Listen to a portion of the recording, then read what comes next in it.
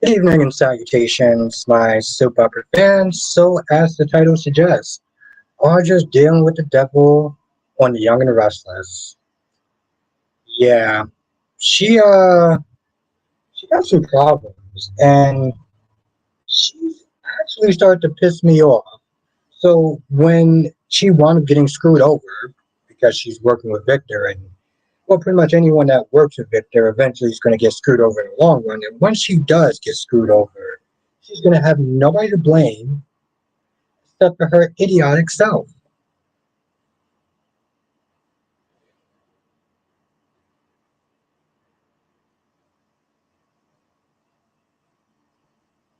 Now, we're going to be talking about all the soap operas tonight. General Hospital, Date of Our Lives, Bold and the Beautiful, and Young and the Restless. As you are coming in, make sure you do hit the like button because it really does help. Let's sit there and do a quick roll call. Get this started. Um, Also, slow heads up. I'm one person. There is 15 people in the chat.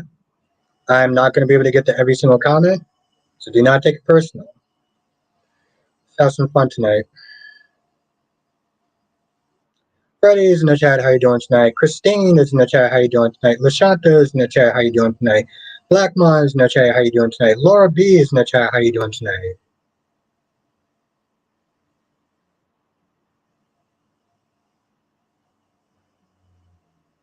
The Havlin is in the chat. How you doing tonight?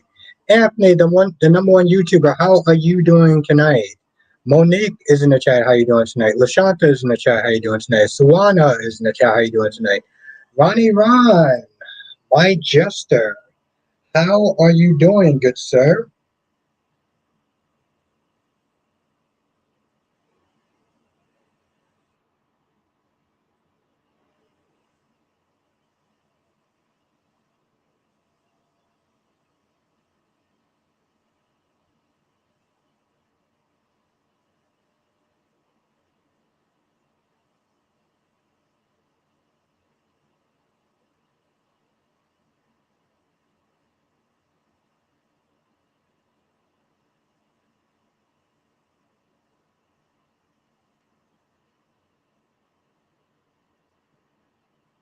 And Janetta is in the chat. How you doing tonight? Monique is in the chat. How you doing tonight? Susan R is in the chat. How you doing tonight? Black Mud, I'm doing pretty well because I had off today. So yeah, today was a good day. Justin, how are you doing tonight? Hope all is well. Yes, right. The Mac is back, my guy. The Mac is back. I'm glad to hear that. To have Lynn and Janetta's in the chat. Glad to hear that, Sawana. Abby, have a seat. Tuck it. Yep. Mm-hmm. That's right, Lashanta. Lashanta is on point. That's, that is correct. I really don't know. Yeah, I need another desk. Why is this not moving? Jay Blues in the chat. How you doing tonight? Freddie says hit the like button while you're in the chat into the live stream. Thank you, my friend. Jay Blues in the chat. How you doing tonight? Tommy is in the chat. How are you doing?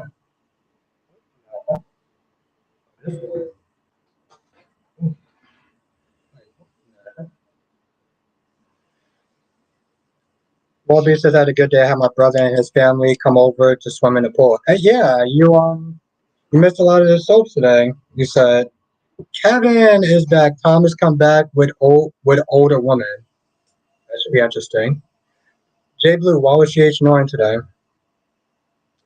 Tommy says Jack should have told Abby about her mom. She should have.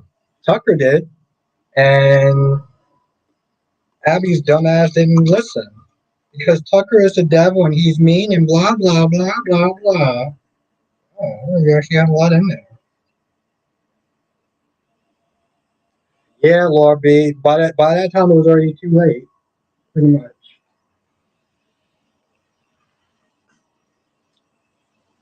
Yeah, she found out Laura B. when she went to the clinic.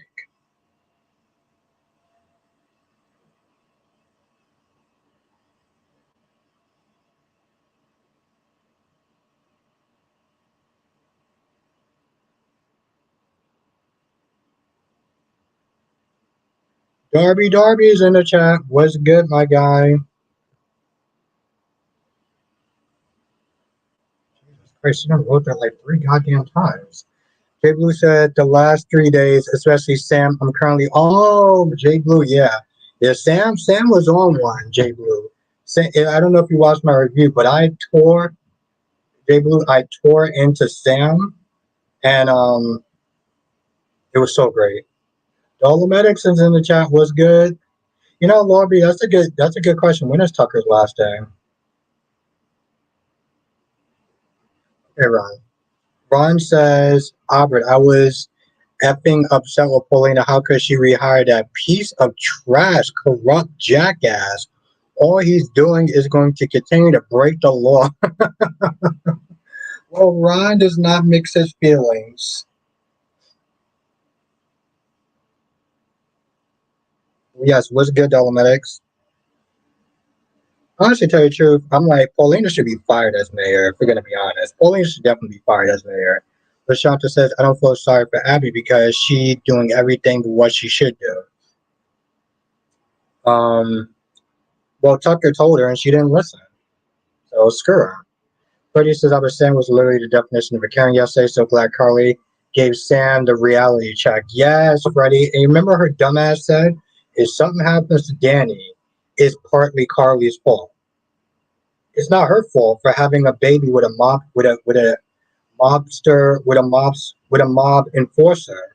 No. It's not Sam's fault for having a child with a mob enforcer, but it's Carly's fault. That's how stupid that chick is. Darby says, what is the deal with the little Katie head? She had a child body with an adult attitude. She had a giant head on her. I don't know about that. I just know that she was stupid as hell. Honestly, to tell you the truth, Darby, I was like, why does Bill actually care what Katie thinks? I don't. Why are we caring about how Katie feels?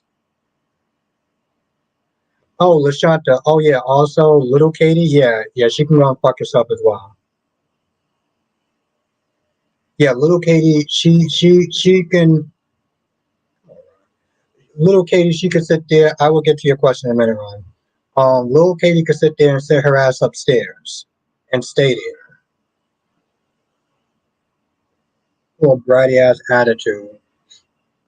Tommy says Katie don't like her sister Claire is going to bring a problem because Claire wanted everyone to like her. Claire's not going to get her way.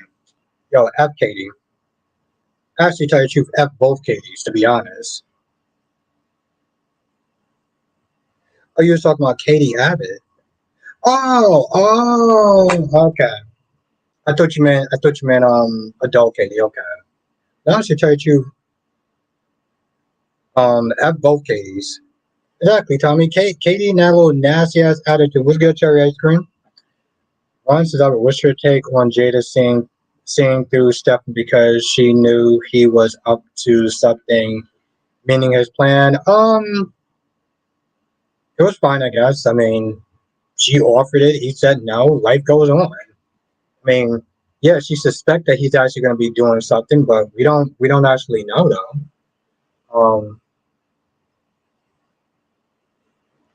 Darby, I didn't notice that. I was too pissed off at her little nasty ass bratty attitude. Joplin says, I'm so happy Alexis has her law license back. Maria, aka Blaze mom, got on my nerves sick. Yeah, that's kind of what she does to Joplin. She gets on people's nerves. She is lying straight to Sonny's face, being super fake, and it's just like,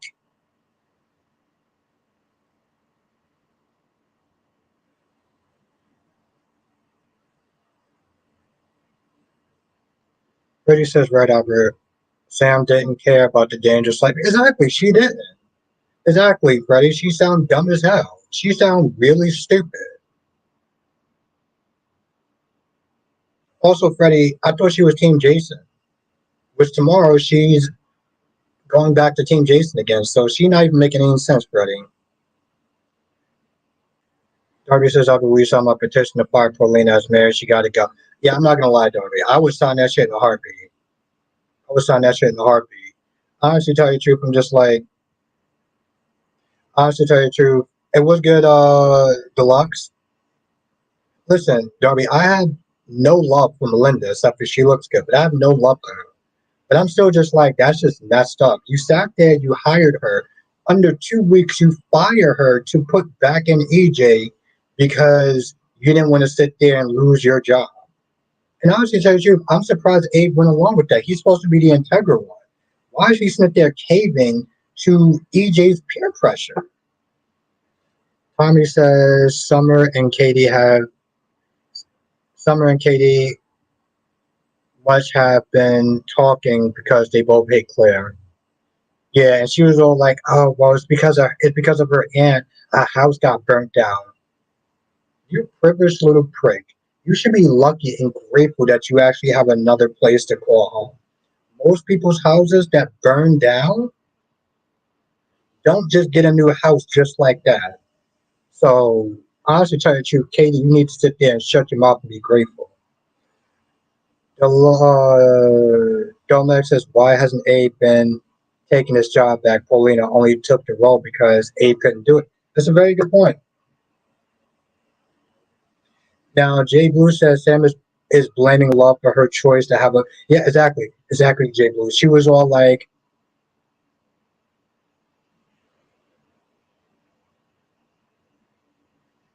yes, exactly, Jay Blue. She was when Carly was like, "You chose to sit there and have a baby with him," and her dumbass said, "I was in love with him back then." Fucking serious? Did you really did she really just sit there and pull the young and dumb card? Yes, Ron. Paulina needs to sit there and be fired. I never actually tried. Never actually tried this.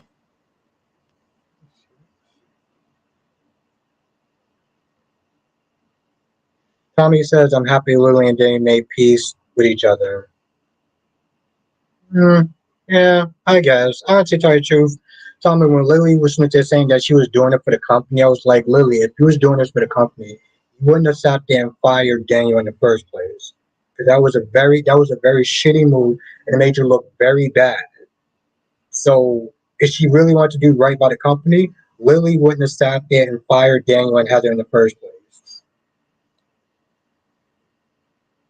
He says, "I would just wait until she knows the entire reason why Jason did wait for 2 years."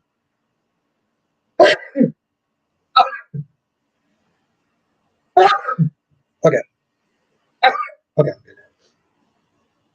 Well, of course, because of his BFF Carly, because of those RICO charges. Yeah, that's true. I mean, she would have a reason to be upset, but honestly, tell you the truth, I would still tell her to go on F herself.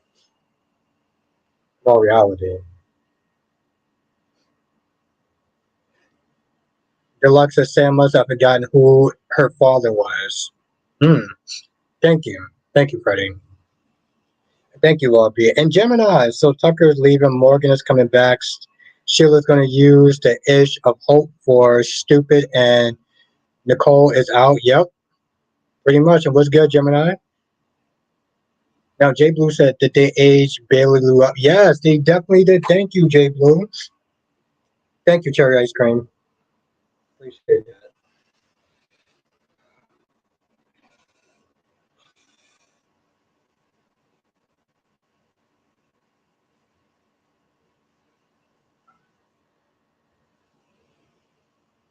But yes, they definitely did age her up. Now, I said this in my review. I don't know if anyone caught that, but Maxie was not there going overboard on texting Felicia because Mac was back. Yeah, Lorby, it is a theory so far. It hasn't been confirmed yet. But she was texting like there was no tomorrow. And I'm like, Mac has went on trips before. Why are you texting Felicia like it's a damn emergency?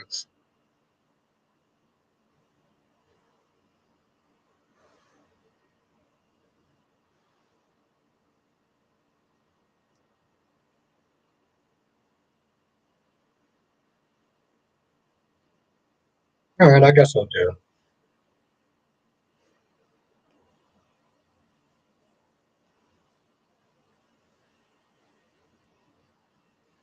Jay Blue says Eva is playing her character well because I want to scream at her verbally. Toxic. She's such two-faced. Yes, she is.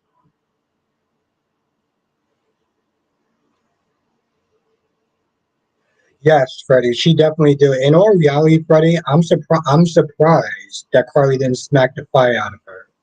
Eagle Fang.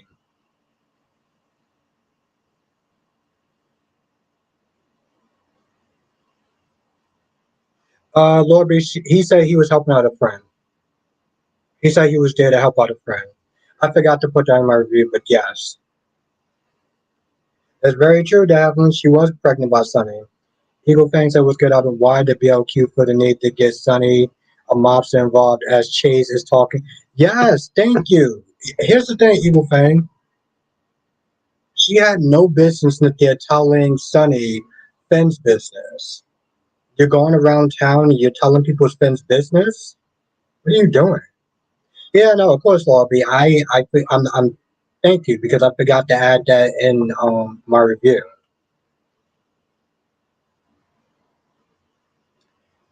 Tommy says Audra's stupid to work with. Victor always takes control. Tells people to hire with her. Audra is not like it. It's not like yeah. That's the thing, Tommy. That's why she's working. She's working for the devil.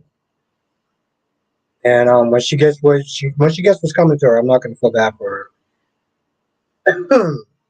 Deluxe says, was it me or did Sonny look like he was talking? Um, yeah, it's weird. It is weird. The correct doses now.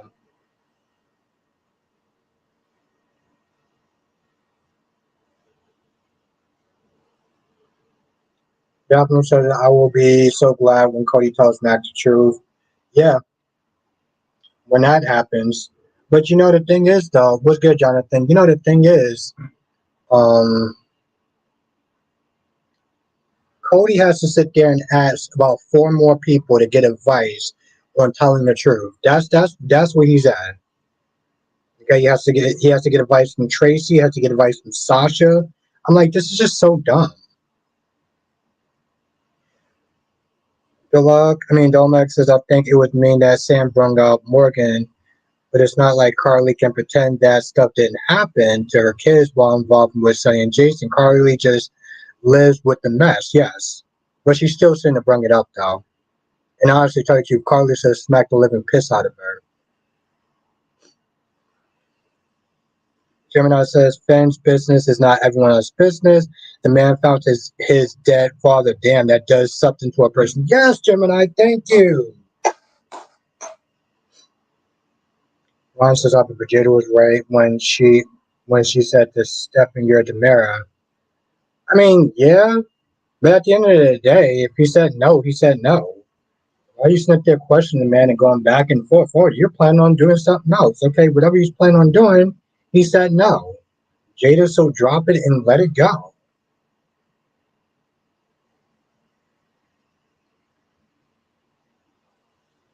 But see, that's the problem, though, Deluxe. Deluxe says Sonny's like an uncle to Brooklyn, so I can understand how she would talk to him. But that's the thing, though. That's the thing, though, Deluxe. You don't go around telling other people's business, though. It's an out of pocket. I understand the comfortability, right? I get that part.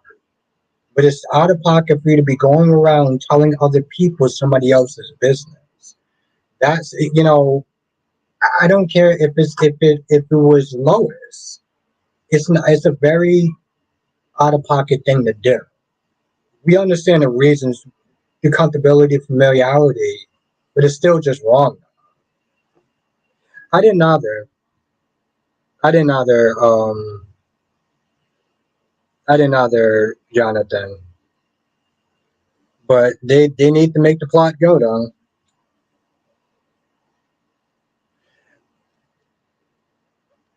Well, I'm glad you like him, Freddie. I don't know what to think about him. I don't hate him. I just feel like sometimes he just shoved in the scenes that just seems kind of unnecessary. No, Eagle Fang, it wasn't worth it. It was not worth for Eagle Fang. They showed a video of what looks like could have been Abby, but they didn't show her face. So they had no idea if they were looking at a video of Abby or not. And I think that was probably the biggest thing. Actually, to tell you the truth, Eagle Fang, you just watch my review. Just watch my review. You don't need to watch the episode.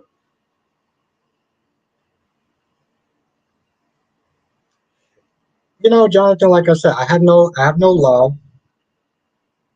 Susan says Sonny was shocked, was showing that when you're bipolar some days. That's true. That's true.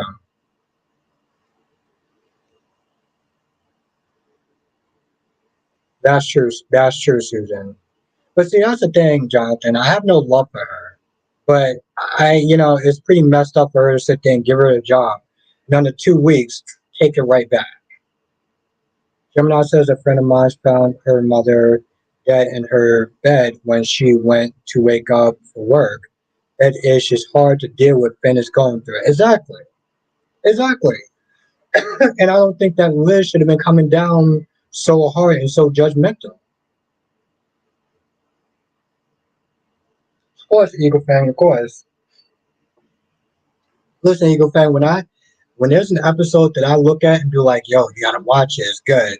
I will let you know. LaShanta says, Albert, don't you think that's drastic what they are doing about Violet? No, it's not drastic. Honestly, to tell you the truth, LaShanta is not drastic at all. There's a child involved. Is one I don't think it's actually drastic at all. I think what they're doing is just fine. There's a child involved.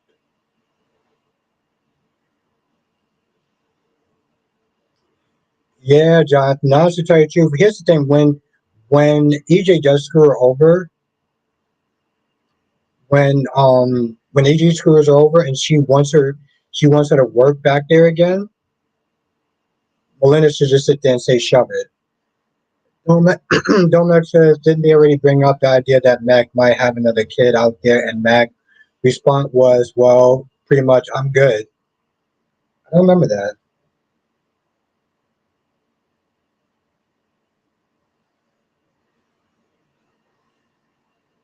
No, Lashanta, I don't think that what they're doing. Her dad is drinking excessively. Okay, they want to do something to make sure that she doesn't get caught up in the crossfire. So I don't think that it's actually over the top at all.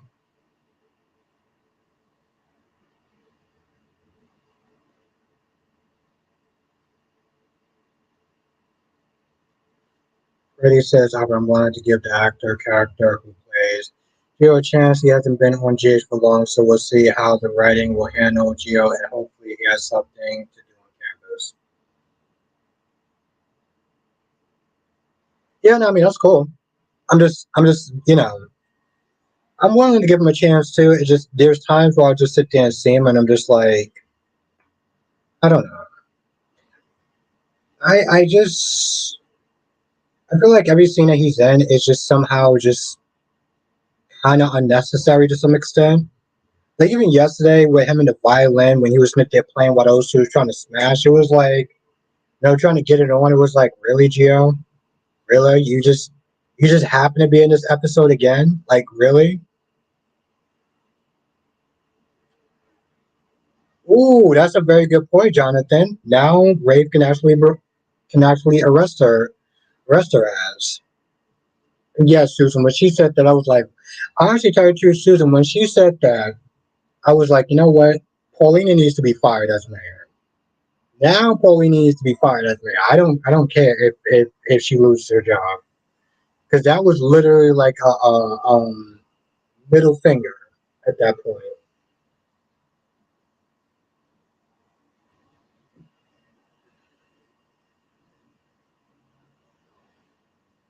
I mean, Lord, nothing, and that's the thing, Lord, nothing bad happened, but Finn is heavily drinking,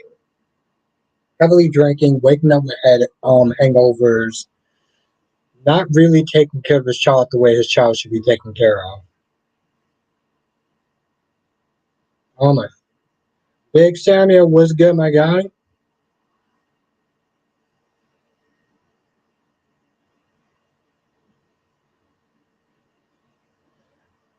That's true, Lashanta. She may not actually go with her uncle in Brooklyn. She may want to go into the foster care system.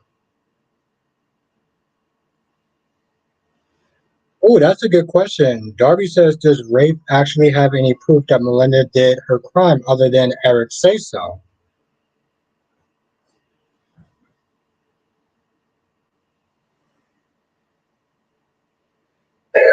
Sharon says, why should Paulina be fired?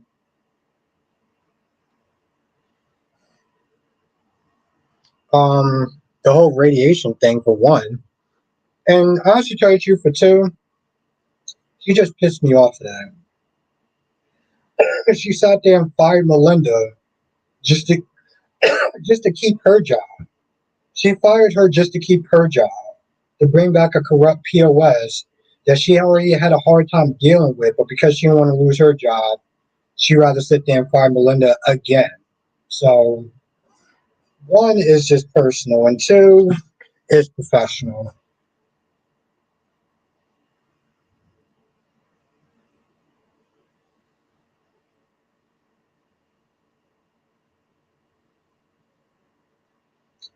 Johnson says if Melinda signed a document for the fake adoption, then that's proof enough. Ooh,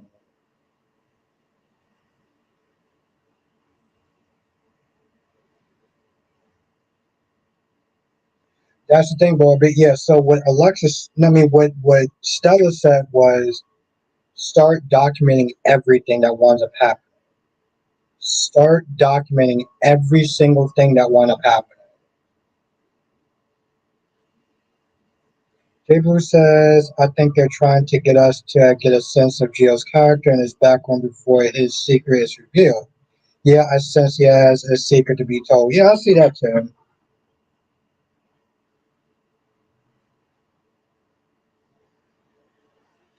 It's just some of the scenes that they put her in. It's just like they put him in. It's just like seriously.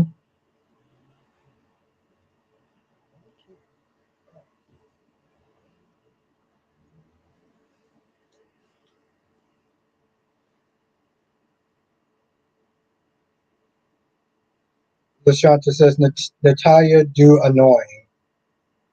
Yeah, she is annoying. Johnson says if EJ comes face to face with Melinda, she's going to give him an earful. Yeah, but that's all she could really do, though, right? I mean, come on. She's screwed as well. They're both at a stalemate.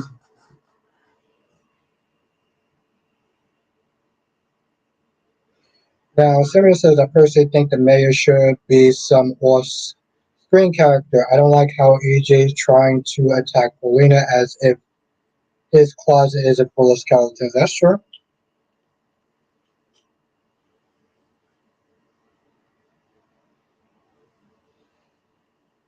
People said, yeah, I understand what you mean, though. I still scream at the TV asking about the other characters in the closet.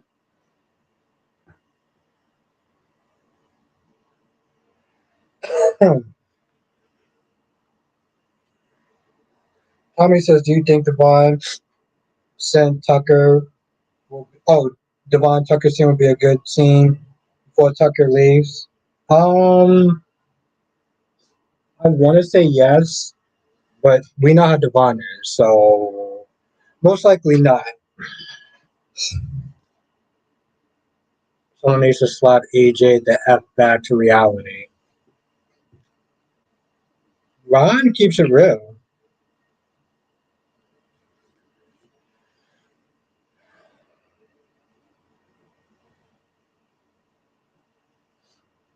Freddie says, Albert, the scene of Alexis when she finally got her law license back and her and Diane were jumping up and down, saying it's over, excited like two teenage high school girls. Yeah, that was the scene. Um, I'm glad you enjoyed it. I'll be right back.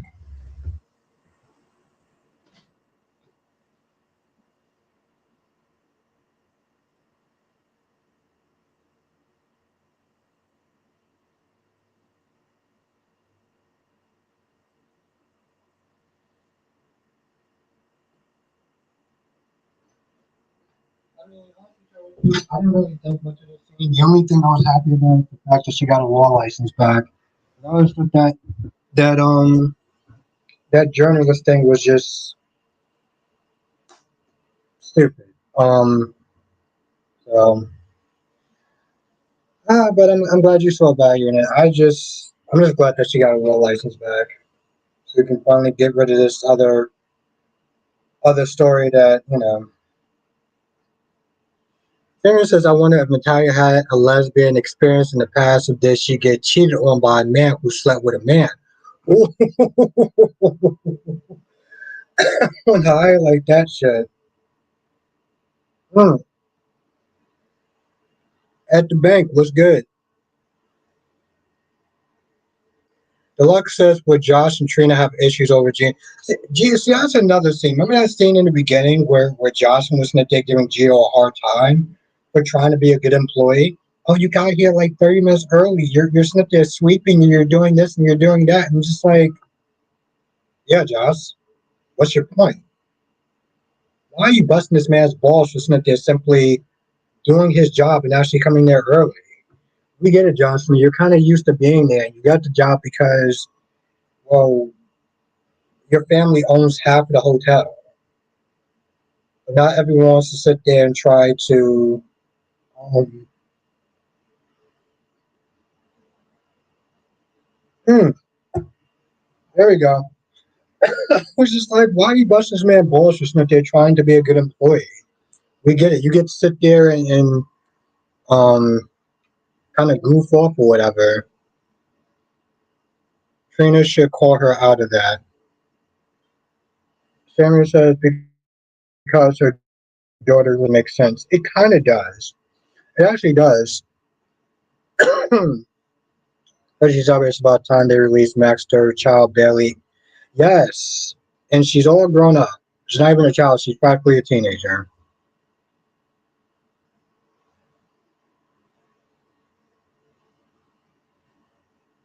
As much as she did Spencer. Well, to be fair, Eagle Fang, I'm gonna disagree with you on that one though. Because Spencer was way more entitled than Jocelyn was. Thank you, Johnson. If Melinda did get arrested, she may most likely reveal that EJ is not Jude's father. She will have nothing to lose at that point. That is actually very true. Then the truth can finally come out. And then we can finally get some good soap from there. Thank you again. Exactly, Tommy. Thank you again. Sebastian says Audra is going to where she has taken Tucker's offers of the company free and clear. Now she is under Victor's thumb and maybe Kyle's as well. Yes. But she does but she does not have to work for the goddamn devil. Susan says, did you see where the office GH?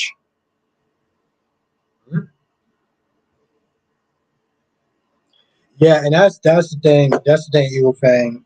Yeah, Jocelyn could be entitled. She said she could be entitled, but she was nowhere near as entitled as Spencer. Oh no, it's all good. It's all good, Susan. Ron, is EJ your favorite character? Is EJ your favorite character?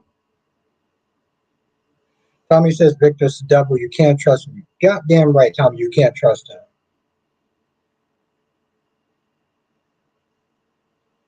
Jay Blue says supposedly Jocelyn is competitive, and that's why she's getting all worked up for Virginia being didn't play. Yeah, no, yeah. We understood the reason why she said what she said.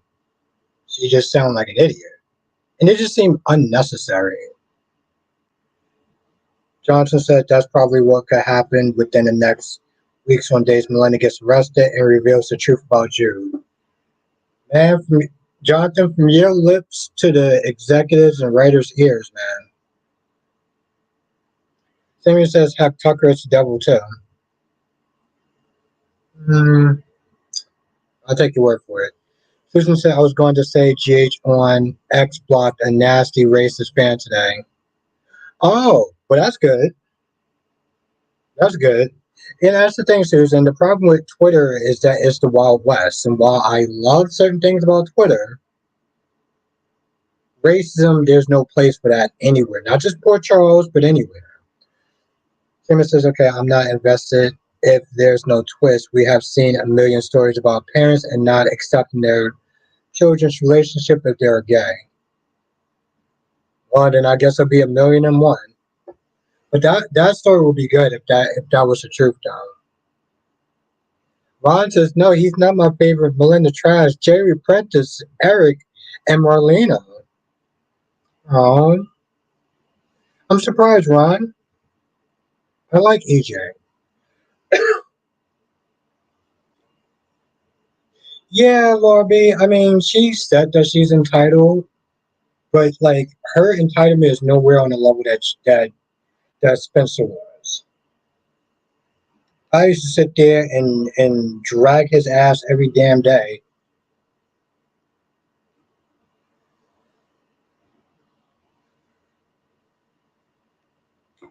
Jay Blue says, "I wonder if these actors have a reaction when the writers when they see some of their ridiculous lines. They probably have to do a couple of takes." Simeon says, "This version of EJ's not working for me. Why is that?" Very curious of your take. You've been watching the show longer than me.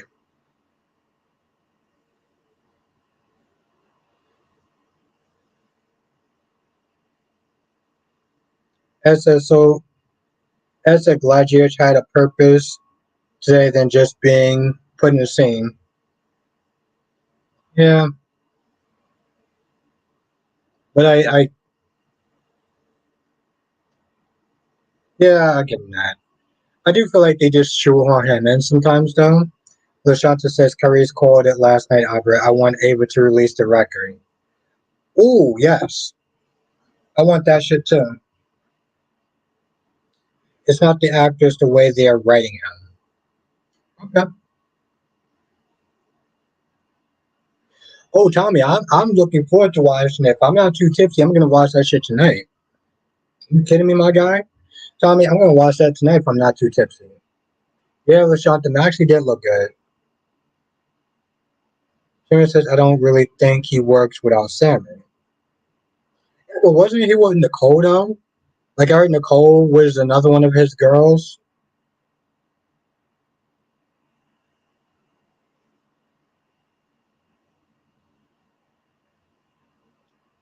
Jay Blue said I had to double check to see if Snelly was correct that South Africa have winters.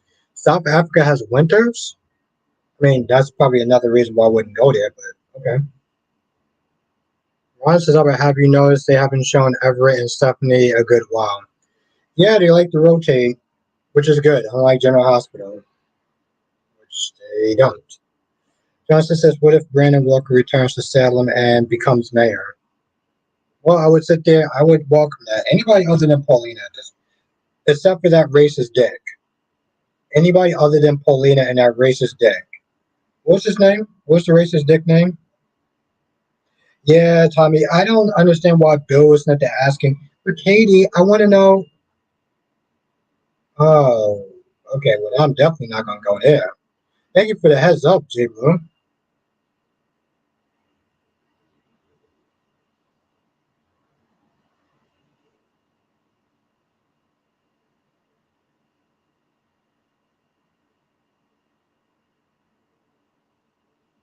Well, of course, Freddie. And that'll be good. Oh, Click Ronick. Thank you. Thank you. Thank you, Jonathan. Oh, yeah, no, Ron. No, Freddie, that'll be done. Larby, I think it's her jealousy. It's not so much what she did today, it's really her jealousy. Melly Mel, Singer says he doesn't have to be with her, but they fought each other and loved each other hard.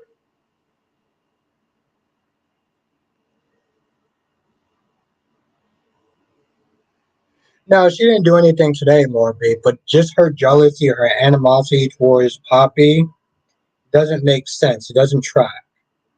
The thing is, Lorby, and I'm going to go back to people's comments in a second. The thing is, you didn't want to be with Bill. Somebody else is with Bill. You need to sit there and accept that. That's the bottom line. You don't get to sit there and act like a child.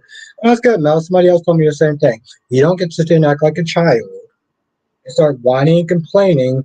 Thank you, Freddie. Hit that goddamn like button. You don't exactly. You don't get to sit there and whine and complain when somebody else decided to play with a toy that you no longer wanted. That's the issue. That's the issue. Darby says Nicole was never all in with EJ as her husband, no matter what she says to him. Of course, because it's all about Eric. I can't stand those two.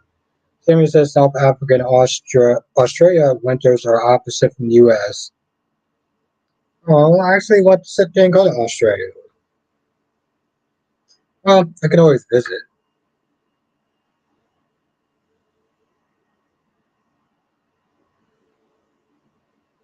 I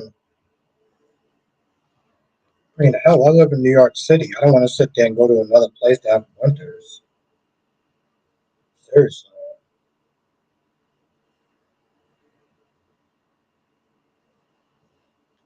Ireland was good, Ireland.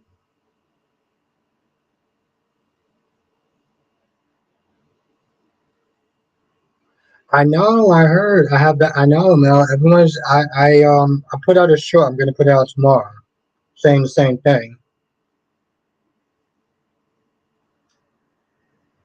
I know how much that's bad news, though. I did get kind of tired of people treating Tucker like shit, especially towards the end when he was actually there helping. He was actually there helping Ashley, and Jack, the jackass, was still sitting there being nasty to him. Hell, even Tracy towards the end was being somewhat nice.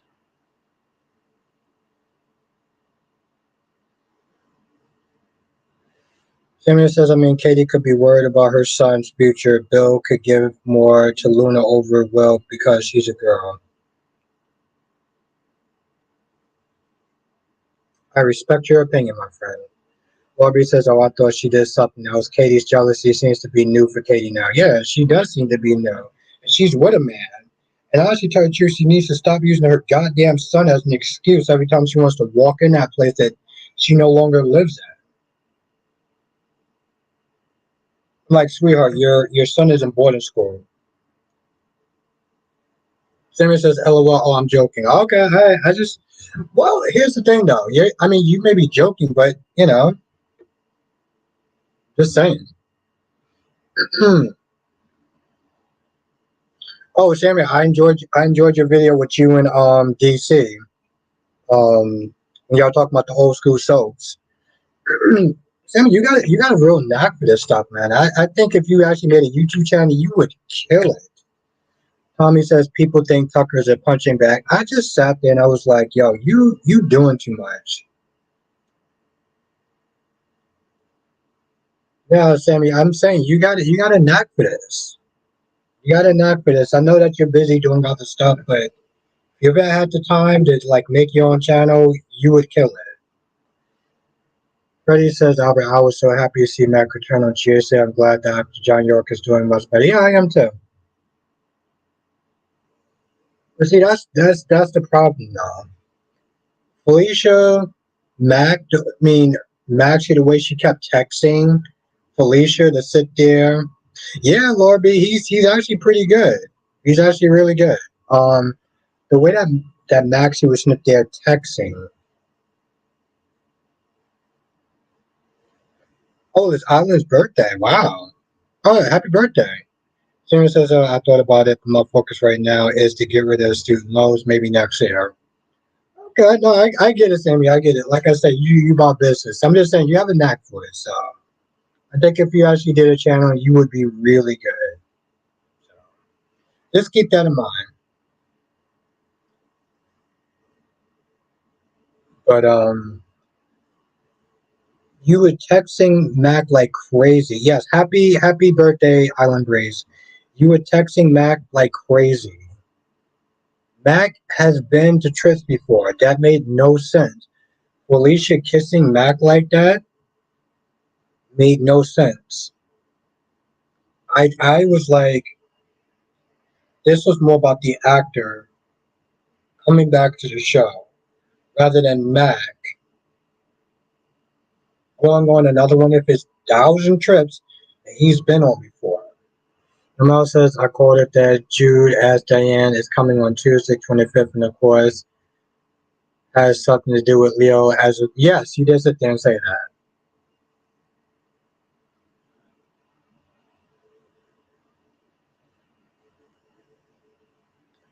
Ed says, I wonder when Sonny going to find out Blaze's mom true feeling about Christine. Yes, Ed, because she was all like, oh, she was so helpful to my daughter. My daughter started singing all better because of her. And I'm just more worried about, other people not accepting them. I'm like, Natalia, you fake ass.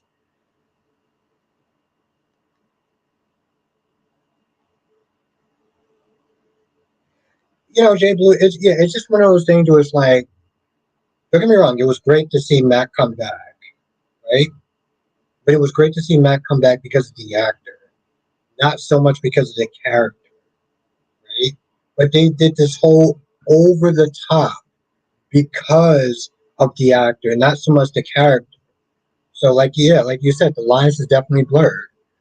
Um, yeah, honestly, tell you the truth, no, Katie can go sit there and sit her ass in her room. Honestly, tell you the truth, she was sitting there acting like a little nasty brat. Take her ass in her goddamn room so we don't have to sit there and see her.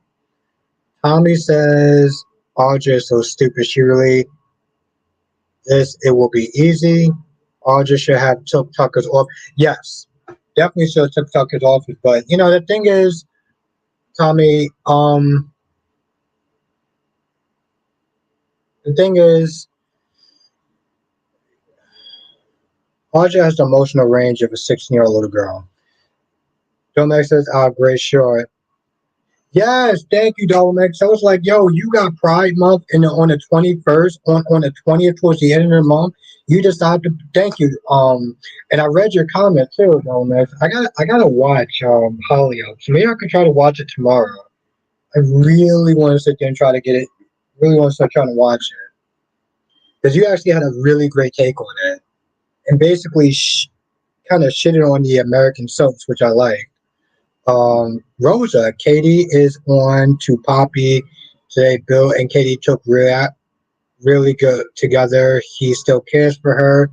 Deeply, Poppy will be exposed, and Katie will be the one to do it to her. And Bill reminiscing today was beautiful. How you doing tonight, Rosa? Let everyone welcome Rosa. Let's everyone give a warm welcome to Rosa. I respect your opinion. I agree to disagree with that, but welcome.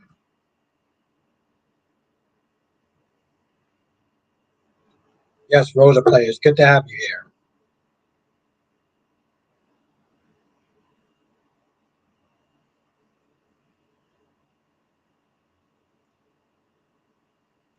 Timmy says, I think y'all underestimate Audra though. She has the ability to get what Victor's sons and get him back in different ways that has nothing to do with business. Thank you, Lobby. I just sat there and I was like, yo, listen, y'all got Pride Month going on and y'all haven't shown Terry in a hot minute. Y'all going to show her for like maybe 1 or 2 episodes, maybe one episode, and then they won't sit there and show Terry again. Like, yo, y'all need to be doing better. Oh, also for the members, I'm going to put out a video tonight, really kind of diving a little bit more into how the soap operas are failing the LGBT community. So you're going to want to be a part of that as far as being a member. I'm going to leave that as an exclusive, members only. Kevin says Steffi lost everything. How did Steffi lose everything? Yo, let me tell you something. Kevin, I'm so glad you brought that up. Steffi was like, "Oh well, it's my family's name that's on the building." Steffi, let me tell you something. You are not a Forrester. You are Steffi. Steffi, you are not a Forrester. Okay, your grandmother married into the Forresters. Okay, but you're not a Forrester. You're not a Forrester. Tomac says it's true. Other soap operas aren't afraid to have trans lead characters in their storylines have nothing to do with them being trans. It's just, Tomac, they failed. They failed this year. They failed this month. They failed this month. You showed Terry once. Tomac, I'm gonna take it a step further. I'm gonna take exactly, Freddie. And you know what? I'm gonna take it a step further. Did y'all see that statement that G's put out supporting Tabi about, we're not going to accept racist BS? How do y'all feel about that? Because part of me is like, what was that statement before? Tabi was getting racist remarks from Jump. Why the hell did it take General Hospital so long to sit there and put out a statement? No, says Abby, I don't think it's fair that Billy, Jack, and Tracy kept Abby in the dark. No, I don't, Mel, but I also think that Tucker did tell Abby, and Abby was not there being too stupid and pig-headed and nasty to Tucker to actually sit there and it is. It is, Freddie. But my whole thing is why did General Hospital take so long to sit there and actually write a statement? Where was my goddamn music at? No, Lori, she's gonna be on tomorrow. She's gonna be on tomorrow. Lori, let me tell you something. She's gonna be on the 20th. She's gonna be on one episode of the Pride Month. Because that's what General Hospital thinks of the LGBT community.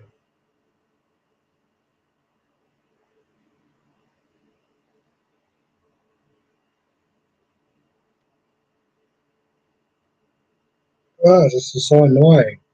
Simon says it's the same thing with Days and Wino. They love their black characters on Juneteenth, but the white characters don't acknowledge how it affects everyone in the town. Ooh, I like that.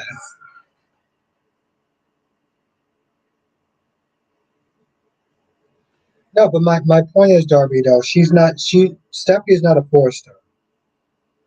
Stephanie, Steffi is a Maroney, okay? Steffi is a Maroney. She's not a goddamn Forrester, but yes, she wants to sit there and talk all about, oh, well, I don't like the Logans being here, and this company does have my name title on it. No, it's not your, okay, it may be your legal name title on it, but by blood, you're not a goddamn Forrester. Stop trying to act like you're something that you're not. She is, Tommy, but it also shows a certain level of immaturity, though. Yeah, Lobby, it's just, it's, let's be honest, Lobby, it's somewhat disrespectful. And Darby says Eric adopted Rich. Yes, that's true, but by blood, you're not a Forrester. When she has this nasty little attitude, it's like you're not a Forrester, you're a moronic. Island says her grandmother provided the capital and the links to start Forrester by right. The company should go to them because Stephanie's father put them as a condition.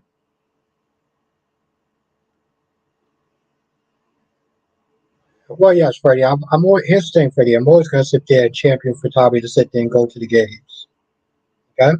I'm always going to sit there and champion that shit. Let's be honest, Freddie. They didn't give her. They didn't give her They didn't give her a story again until they had Geo show up.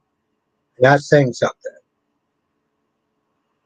I mean, there's more I can sit there and say, but I'm not going to go there though. And you know I can go, Freddie. Lashanta says she's a force because Eric B. Ridge legal father. She's not a Forrester by blood, though.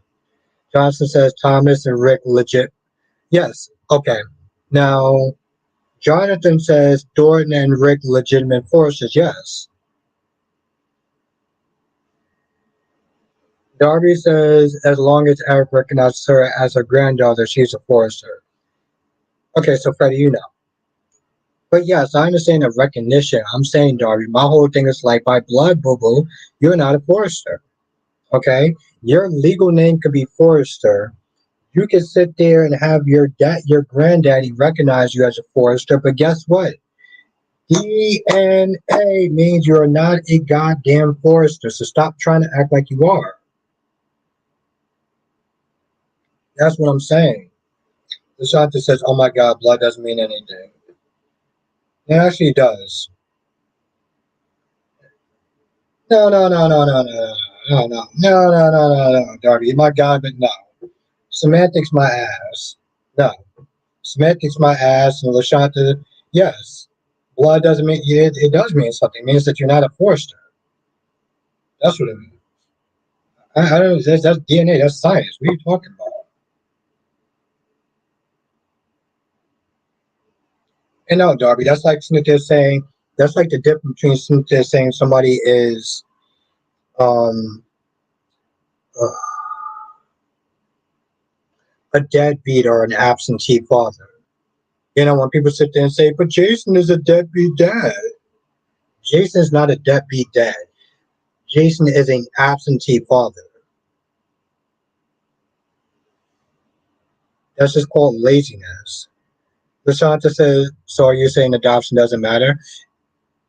It does matter. Lashanta, what I'm sniffing is saying is she parades around and calls herself a Forrester. She parades around and calls herself a Forrester.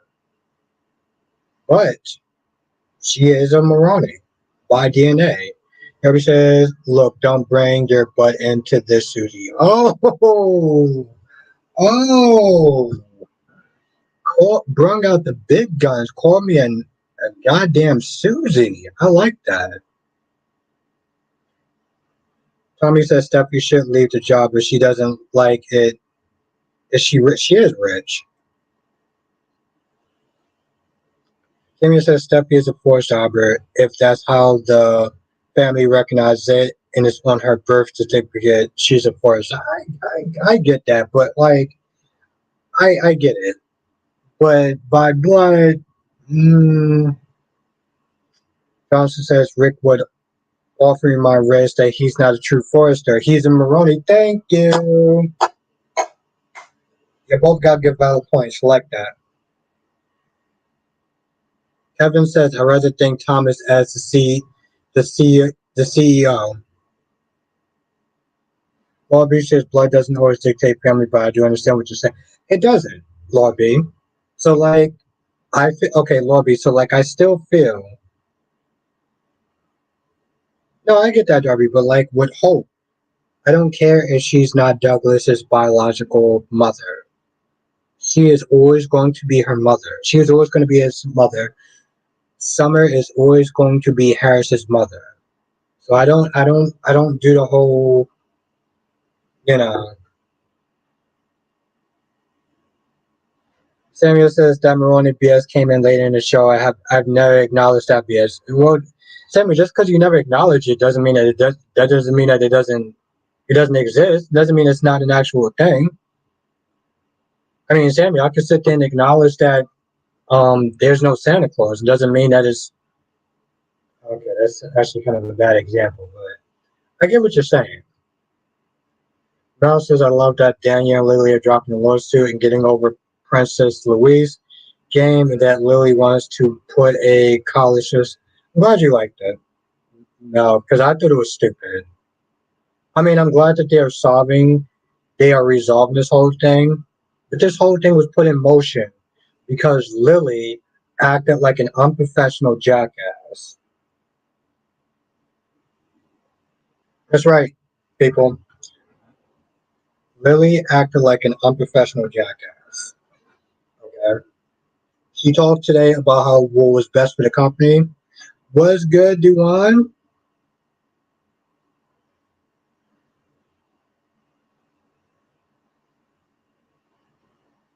Um, I'm actually getting a little tipsy, but make sure.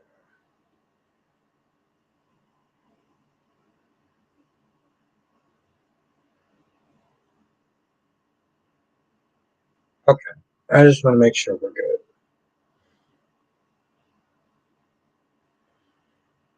Tommy says Lily's fault in the beginning. Thank you. It is Lily's fault. Yeah, Lord B. He dropped a lawsuit. Um, Lily dropped it on her end, gonna give him the characters. She says she's doing it for the company. Well, let's be honest. If she wanted to do it for the company, she wouldn't have fired him in the first place. So, Freddie says, Albert, I feel like Maxie and Brooke should let Blaze go from deception. Yeah, I feel like that too because now Natalia is a real piece of work. Yes, thank you. Natalia isn't worth the headache. Simeon says, I'm mad at Lily and the writers for not going all the way with that Lucy. What was the point if it was just going to end up here? Oh, looking forward to Lily giving his ass to business. See, and that's my thing. Well, I respect your opinion, Samuel. I'm glad you're here because I'm gonna sit there and say something that you don't like. Well, to be honest, I say a lot of things you don't like, so I guess we'll just chalk this up to one more. Lily, I don't either, Lorby. And even if so, so what? Let Bill deal. Let Bill deal with it.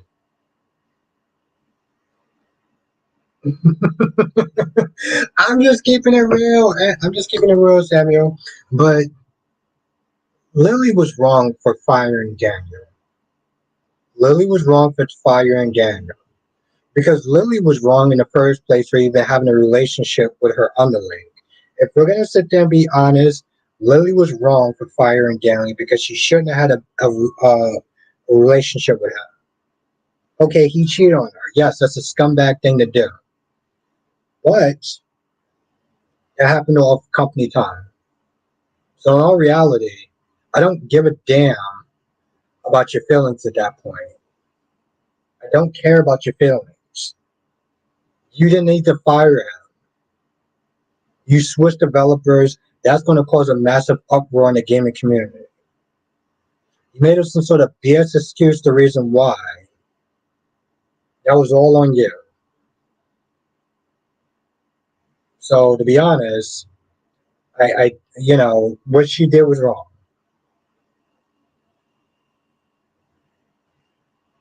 Samuel says, I think my issue is y'all missing my point on a missed opportunity for us. Now, I actually tell you, the truth, I get it, Samuel, and it would have been good drama. Okay, I'm not gonna lie, it would have been good drama. I'm just stating my whole. She shouldn't have fired him in the first place, and people want to sit there and champion for that because Lily is actually standing up for herself. But this isn't the time or the place to do that. It's a very unprofessional thing, and it's a bad look. But I get what you're saying, though.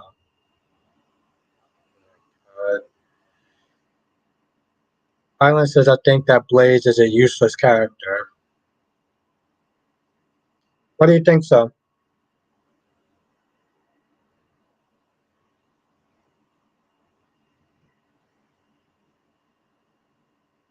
Samuel says there could have been a moment Lily could have switched into Drusilla and gave Daniel a side of Lily has never seen. Good old classic soap opera. I like that. I'm not knocking it. Lashanta said Lily was petty, business, and personal are two different things. There you go, Lashanta.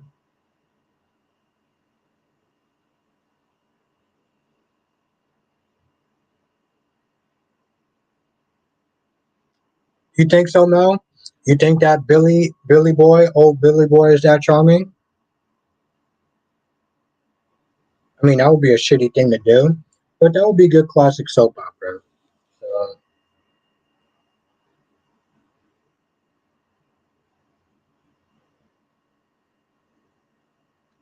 Kevin says, I'm feeling hope and Finn get Douglas will be upset.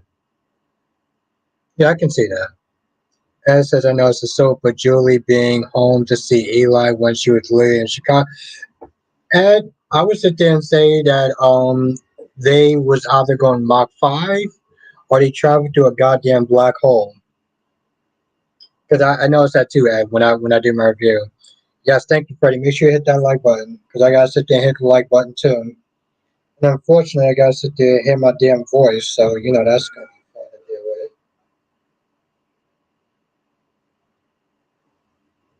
I don't know.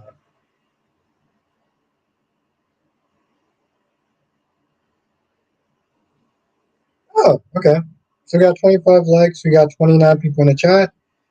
If you are enjoying the stream, hit the like button because it really does actually help. And also become a member. We have a lot of good fun in the member circle only. Y'all do not want to be out of the loop on that. Especially one of my videos, which I literally titled "Spilling the Tea." GA spilling the tea. You're gonna want to be a part of that.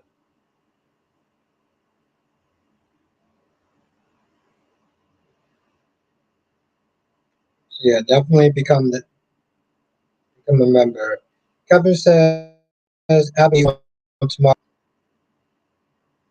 I saw. Tommy, I saw a clip of the actress that may be playing Abigail. Laura B said it's still a teleportation. Laura B, I wouldn't be surprised. They had possessions. They might have had aliens. So I can see that. I can see that. Tommy says, I think Bill and Lou would cheat together and cheat on Chelsea. And then Chelsea would sit there and go with Adam. There you go. I connected the dots. Mel says, my intuition is that Billy is going to cheat on Chelsea with Louis. I see the scenes now. Yeah, a lot of other people are seeing the scenes too. So, yes, you're not alone. Samuel says it was Juneteenth episode, so only black people can be on the show on Juneteenth. That's the problem with this mess. Juneteenth should be a town celebration, not just a black celebration. If it was 4th of July, the whole town of Salem would be involved. Yo, Samuel, I gotta have you back on this live stream. Whenever you get some time, I gotta have you back on this live stream.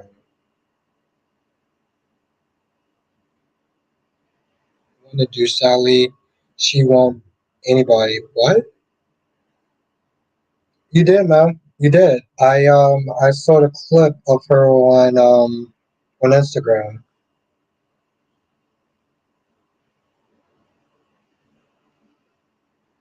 Um, yeah, I saw the clip on her on Instagram.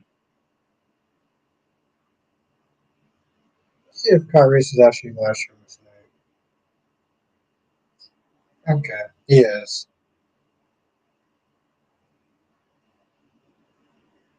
I'm gonna have to sit there and troll him tonight. But why the hell there was no review today? Kevin, it's not so much an if, it's a when. When Adam and Chelsea get back together. The writing is on the wall.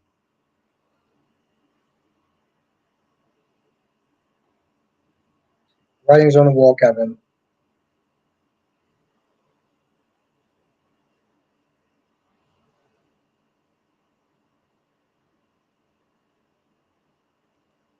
Maybe should yeah, my email we should do something like what DC did, like when me and DC did. Listen, Sammy, if you wanna come through, if you wanna come through tonight, let me know.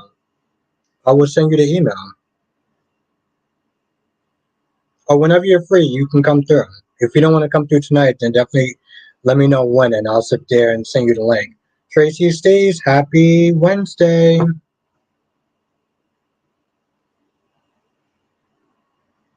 Samuel says, hold on. Give me a sec. Okay.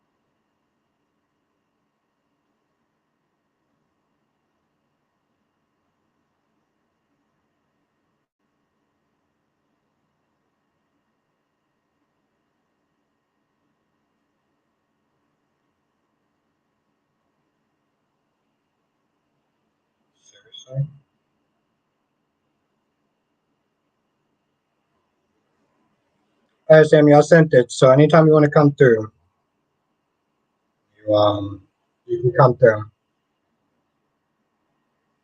Tommy says I want Adam and Sally having a baby together. I don't know. Because the last time he wound up doing that, it didn't work out so well. I was actually pretty pissy with Sally. No, says my intuition. My intuition is that Sally is going to get pregnant by Adam to have another chance to stay as a family. We'll see.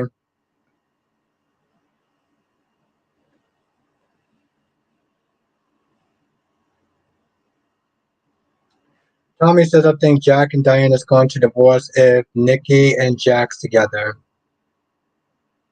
Well, and that'll be on Jack's fault then. As says Paulina hasn't really done anything as mayor, and she gets praise for it, but she hasn't had the position that long, and she just fired people left and right. That's very true, Ed. So I want her ass to be fired. Like I said, I have no love for Melinda, but I'm like, boo, you foul. You fired Melinda the first time because you just didn't like her. So you hired EJ, who turned out to be a goddamn snake, right? But now you hired Melinda again after you fired EJ. And then you fired Melinda to sit there and hire back EJ because you didn't want to risk your job. Like, bro, oh, God, you are just something else.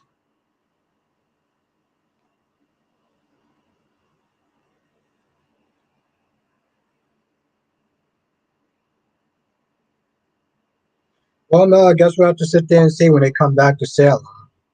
Which I should tell you the truth, I don't really care when they actually do. Have a good night, Ed. It was really good to see you. It's going to be, oh, never mind, it's going to be a PR nightmare. I thought you said have a good night. Um, Tommy wants Nick and Sharon back together.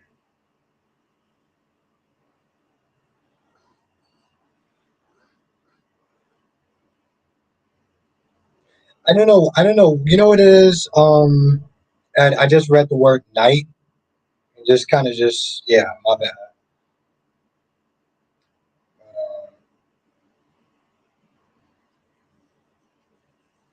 Yeah, I saw, it's funny. I saw Chanel Smith there crying in tears, and I was just like, I don't care.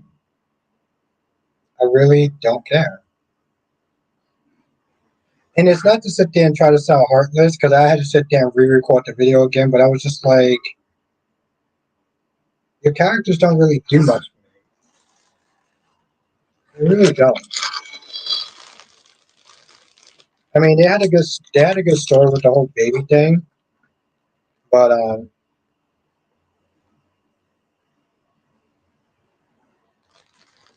than that, it's like really cares. I mean, aesthetically they look good, right? So they got a sex appeal. Okay, that's cool. But other than that, they don't really have much going for them. They're slightly better than Wendy and Tripp, and that's saying something. Oh,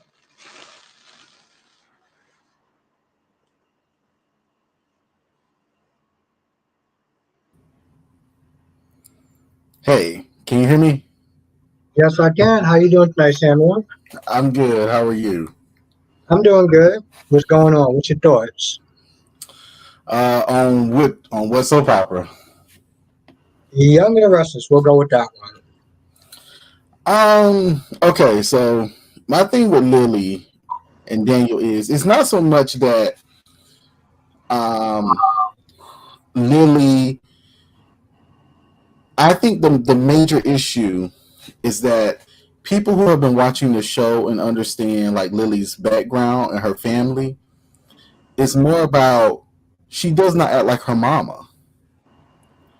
And anybody who comes from a certain background or a certain type of people, they tend to carry those characteristics no matter how much you may try to push them down. And Drusilla would have never been the type of person that would have just let somebody cheated on her and she did not pay them back. That's just not who her mother was. And Drusilla is the type of girl that would just take the company down too. Because you just not finna do this, everybody gonna burn. And I'm not saying that it's right or wrong. What I'm saying is I think Lily, there needs to be a clear distinction about who Lily is as it relates to who her parents are. They try to write Lily like Neil, when Neil ain't even her biological daddy. It's Malcolm that's her biological father. But they want to write Lily as if Drusilla was never a connection to her. The character literally could not be who she is without Drusilla. And that is my biggest issue. And with the way that Phyllis and Jill has treated Drusilla over the years, there is no way that Lily would sit in Phyllis's face or in Jill's face and be nice to them and play nice. That is my issue. They have the black characters playing nice. Meanwhile, the white characters can just come in their office, do whatever they want to do, take it over. But Lily, Devon, Nate, Olivia, Aunt Mamie could not go to Newman or Jabot and do that same shit.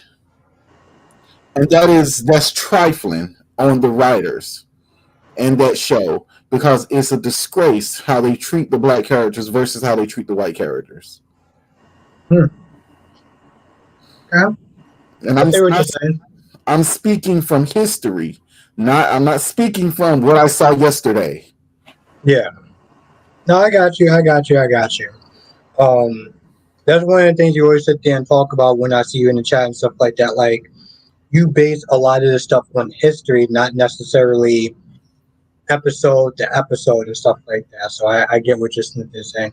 Now you said something else. You were talking about Juneteenth and days and like. So why don't you sit there and tell people in the chat who didn't actually see the message? So okay, so if you notice on Days of Our Lives, every Juneteenth, they get all the black people together to do this celebration. But they don't try to do the same thing with the white characters. Look at how they did Julie and Chad. Instead of sticking around to celebrate Juneteenth, he going to the bank to open a box that he didn't even have the code to. It's like, I don't understand why either just don't show them that day and make that for the next day. It's just, to me, it's like if it was July 4th, they would have Chanel working at the damn bakery to sell fucking July 4th cookies and cakes and shit. But when it comes to the white characters to celebrate Juneteenth, it's like, oh, it's not a thing. Only the black characters celebrate Juneteenth. The white characters have no part in it. I'm like, they're in the damn town of Salem all the fucking time. What are they doing on Juneteenth? I mean, is Marlena just not alive that day? You know what I'm saying? I got you. It's to me, it's more like they culturally disparage the characters. They make them obsolete when it's convenient, or they bring certain characters on when it's convenient. It's like they've been bringing Lonnie and Eli back for a fucking day. Yeah. For Juneteenth, but we somehow can't have them the whole year round. Yeah, I wasn't even too excited to actually see them because it was like, I knew they were just going to be there for that one episode and then That just one be out. episode, and then to bring um EJ over to their house after this man literally tried to get this woman fired from her job on Juneteenth. Like, Yeah, yeah. Mm-hmm. this is the stuff I'm talking about. This is not about, like, don't get me wrong. I'm not saying this is a black versus white. What I'm saying is, if you're gonna write the characters with all the same humorous. Write them all with the same.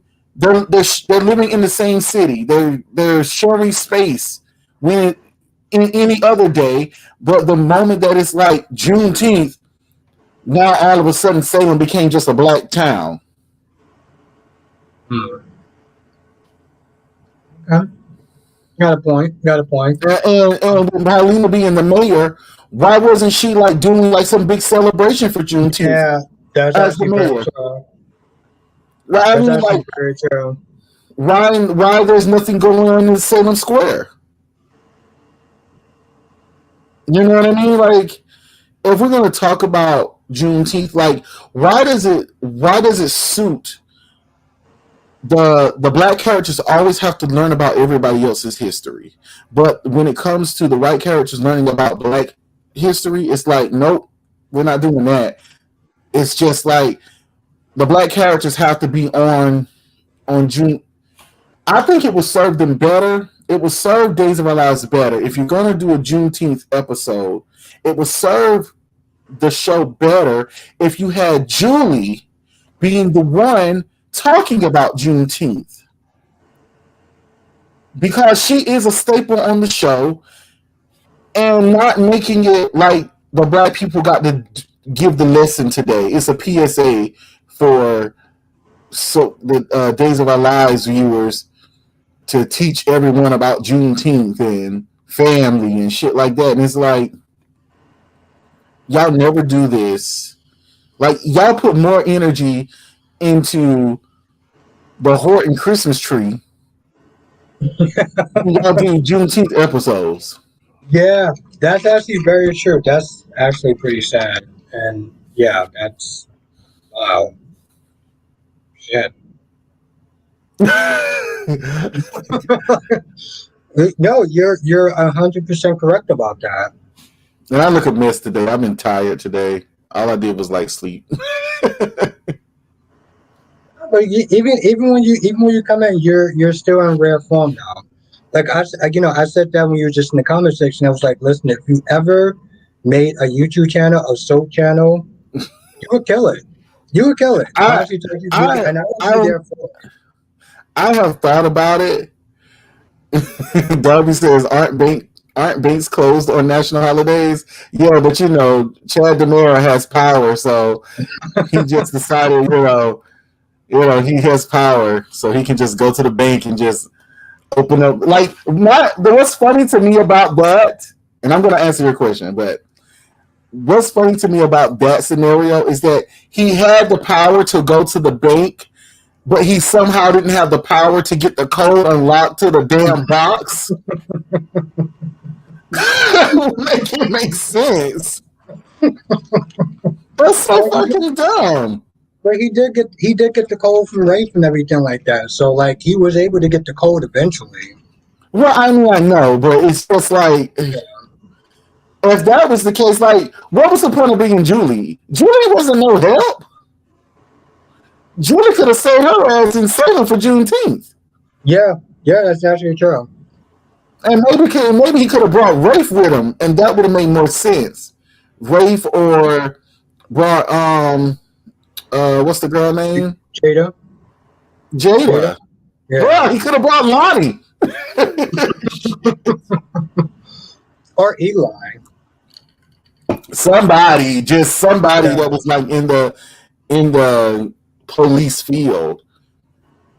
But it's just, I'm sorry, I'm reading some of these comments. It says, Samuel, how do you feel about Xander and Sarah together as a family, and Victoria and getting married to have Xander's mother mother there. Um, I actually like Sarah and Xander together. As long as Sarah just accepts Xander for who he is instead of all of this going back and forth. Because I'm just like, if you're gonna marry the man, just be with the man. Don't be with Hmm. the man, and then. But they are doing a good job of her not nagging him as much. Not that I like. I don't have a problem with Sarah. I think Sarah and Xander are a good couple to kind of build the show around as time goes on.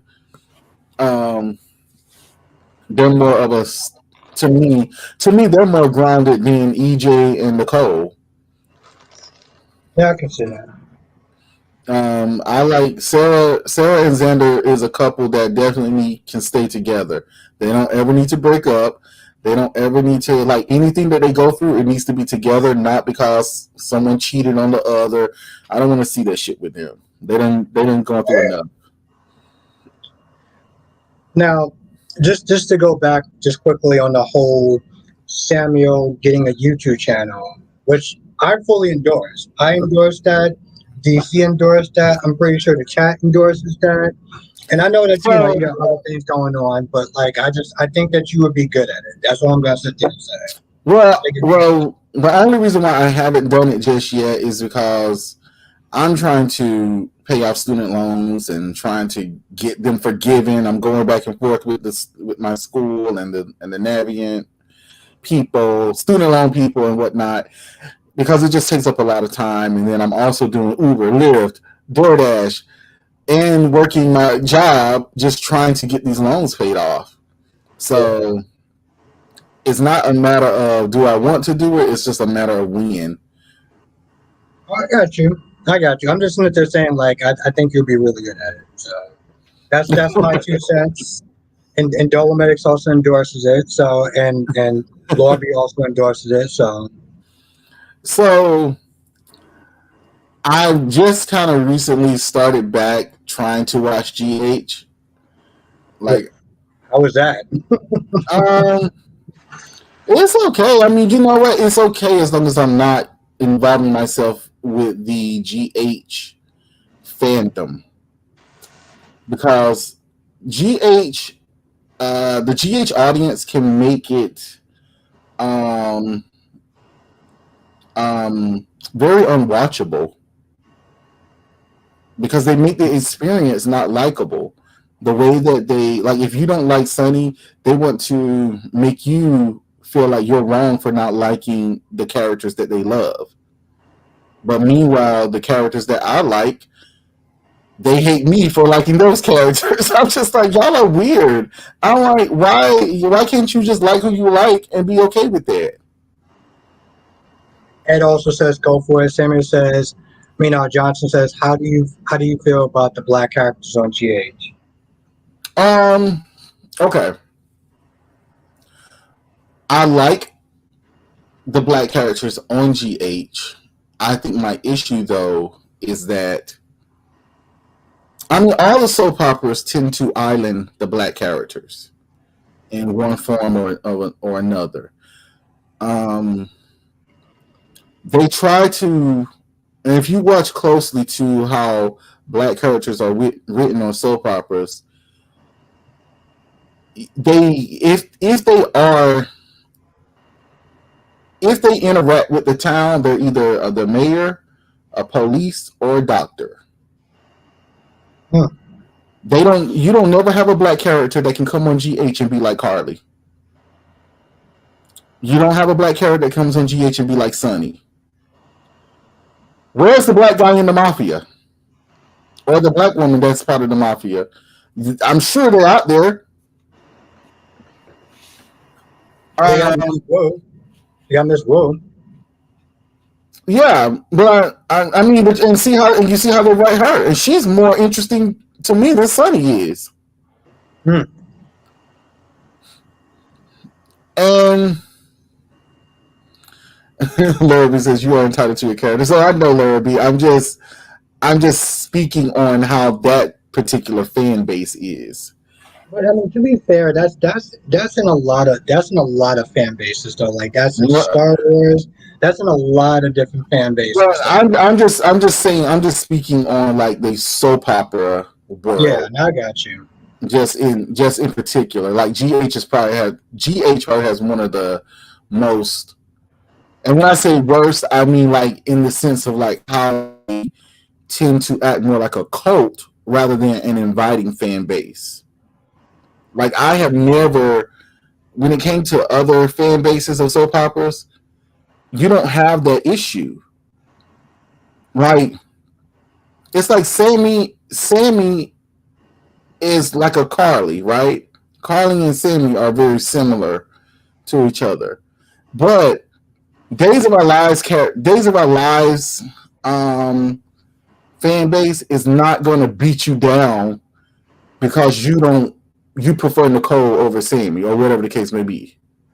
As opposed to somebody just saying, "Oh, I like Nina," and being like, "I'm sorry, you like what? You like Nina? What the hell's the matter with you? Yo, let's dogpile on this dude right there. Let's dogpile on this Right, man." right. And like I said, like my reason for certain characters that I like is not because oh this person just came on today. It's more about like when I'm talking about things, it's more about the history of that character. Like I don't like Sonny not because he's Sonny, because of the shit he's done in the past. I don't like Carly not because she Carly, but because of the shit she's done. Like the girl slept with her own mama's husband. Yeah, She came in on the show like a trifling. damn firecracker. Like and she sat around and played it up. I was talking about TJ's dad. What you mean, TJ's dad? I'm not sure what you mean, Darby. Domek says, "I agree. Black characters are usually given jobs where they can be some some service to the white characters, like they are props or support." Yes, it's just like TJ being. I'm sorry. I don't care how nobody feels, but they should have never allowed Christina to be their surrogate. Hmm, I agree with that. Never. And I don't understand how the hell. Why is Molly keeping what Christina went through as damn secret from TJ? That's already um, flag on the play. Like, no, because he already had, and that's the other thing. TJ, this is my thing. I don't have a problem with interracial couples. What I have a problem with is how when black characters are with white characters, the black character has to downplay their feelings to prop up the white character. Molly is sitting up here keeping this lie from this man. She cheated on that man. She lied. She's lying to this man right now about what Christina went through at that damn wedding. Or was it a wedding? Yeah, was it? Yeah. Yeah, there was their version of a wedding. Yeah, we'll sit there and say that. Um, he was already apprehensive about allowing Christina to be the surrogate, but he's always like second guessing himself for the sake of Molly. Like He in my forgave her, opinion, he forgave her under 24 hours with the whole cheating thing. Literally less yeah, than 8 hours, he bro. was like, "Okay, yeah, we're gonna work," and I was like, "I'm sorry, And what?" then became friends with the guy that cheated, that slept with his wife. That's nuts right there. That will always still be crazy I'm to me. a, and I can, and this is my thing. I don't know one black man that's going to be friends with the man who cheated, who slept with his wife. Well, I mean, I don't know what kind of man would actually be okay with being friends with yeah, but I see what you're saying now, But yes. I'm just saying Yeah, in no, the instance no, of you're like right. how writers tend to write. It's it's it's not about, if you're going to write these characters, you need to write them realistic to life. That's my point. It's not about Molly and TJ being together as an interracial couple. It's about how he has to diminish himself to be with Molly in that interracial relationship.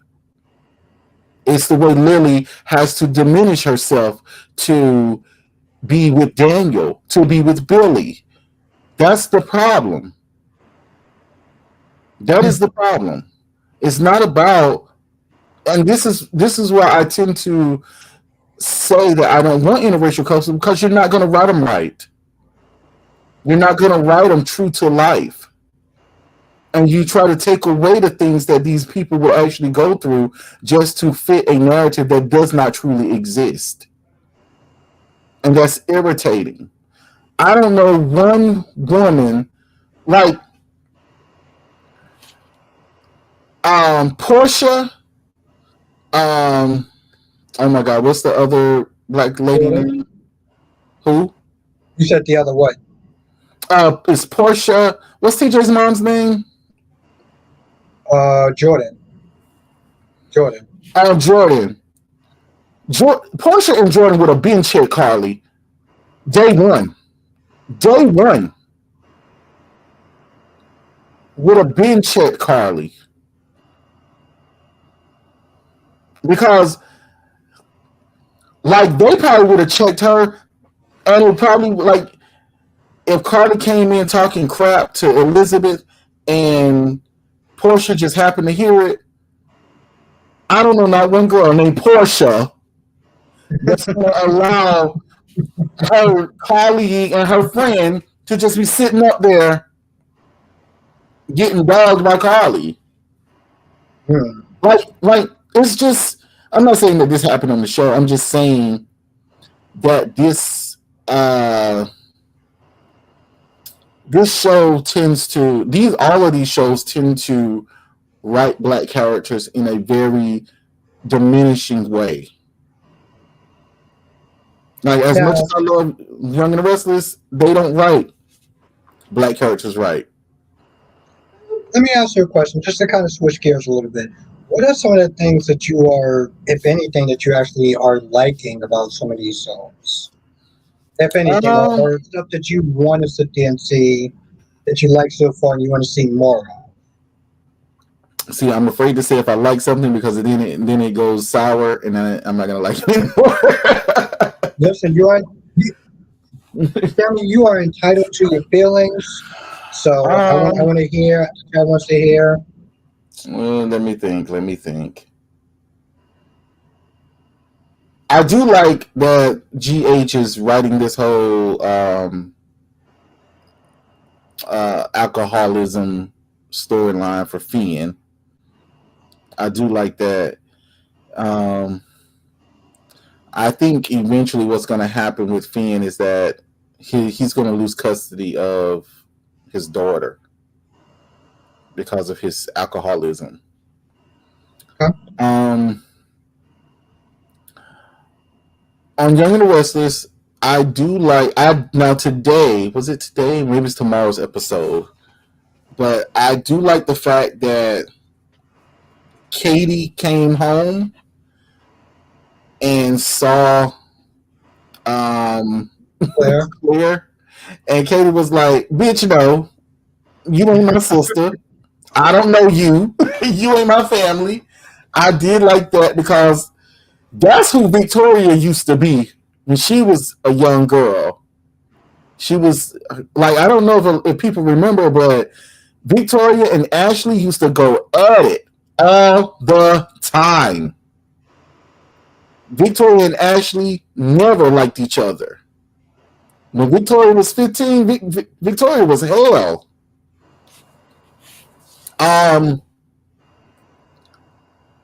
I'm trying to let me see. Johnson says, "Are you hoping the Gates does their characters justice?" Yes, I'm hoping they do, but I'm not holding my breath either. I mean, I hope the Gates come in 2026, because they're not going to be eligible in 2025. But I hope in 2026 they sweep the the daytime Emmys.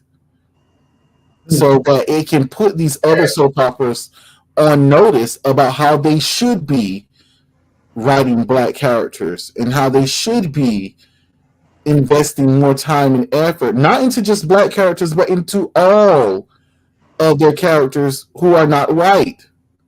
Because we already have established white characters. We don't have to continue to do that. One thing they do need to work on, though, um, now on GH, I'm okay with Blaze and Christina's relationship, but I need um, Blaze's mother to give more insight in why she don't like the gay relationship. Now, Like what was the thing that you said before? Because I I want said that yes. I'm saying I kind of figure I'm like, is she like a closeted bisexual woman, or is she did she have like a lesbian relationship and it didn't work out well, and she just doesn't want her daughter to have to feel that? Like there needs to be a reason. If it's just the 1, 2, 3, oh I don't like gay people, I don't want to see that because we just saw that a million times. We saw that with Bianca on All My Children. We saw that with what was Bobby's son name? Oh, Lucas. Lucas. Lucas. Like that whole, I mean, we've seen it on a million other shows, whether they were soap operas or not. That whole, oh, I'm beating you up because you're gay, or I'm gonna make life hell for you because you're gay. That's just dumb. That's just dumb. It needs to be something more. Like her relationship with why she's scared of her daughter to be gay or being in a gay relationship. It needs to be more than just um Old oh, school BS. yeah. Now I do like the fact that Ava recorded her accidentally, Yeah. and I could see that going somewhere. But just this whole I don't like gay people trope is no, Hmm. no. Hmm. That is not working. I mean, are you excited for the gate? So you're just kind of like, we'll just wait and see what happens. Like, I'm excited for the gates. Maybe I just have this optimism in me, being like, oh, I want to sit there and see a new soap opera and stuff like that. But I heard that, they tried that with Generations and it didn't really work out too well.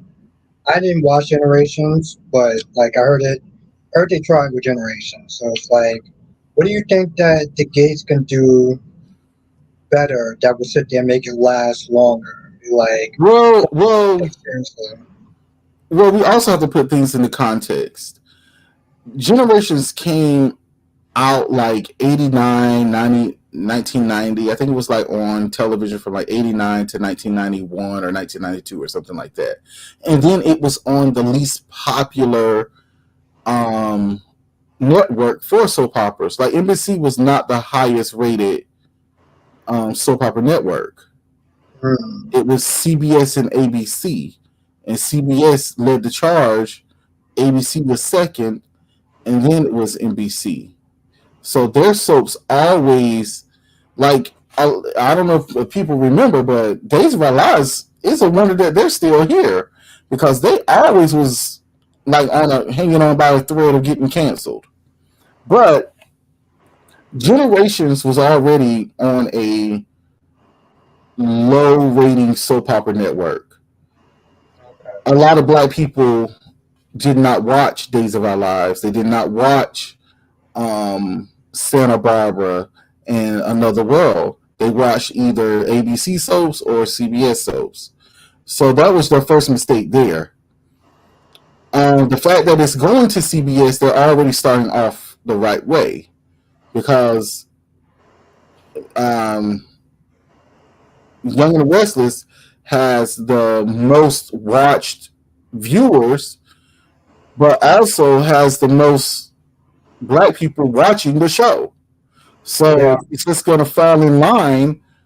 Like after Bold and Beautiful, here comes the Gates, and it's just going to fall in line with who's already watching it.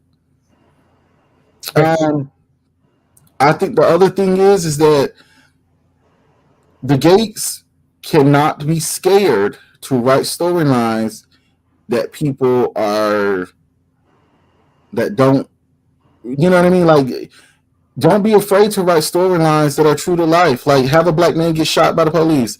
Write a transgender story. Write a gay story. Write a story where people do get aped. Like, it's because it happens.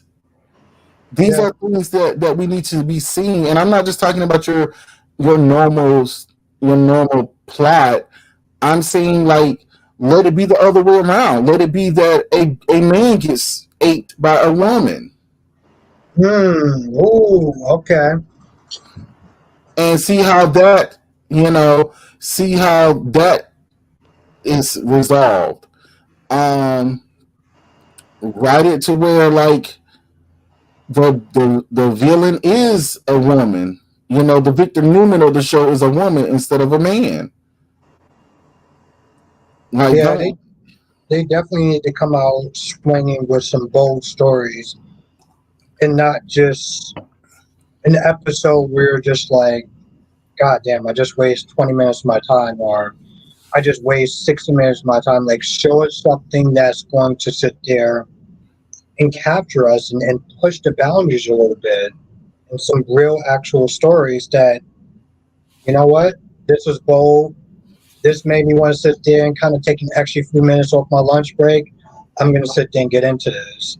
Not, oh, God Right. damn it, it's Brooke and Ridge, and Steffy's upset about something, and he's trying to pay peacemaker, and it's like, you just wasted 20 minutes of your time that you're just never going to get back. So, yeah, I'm I'm so over.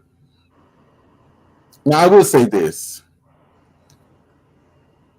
I do think Brooke needs to be back Force the creation. at Forrester Creations.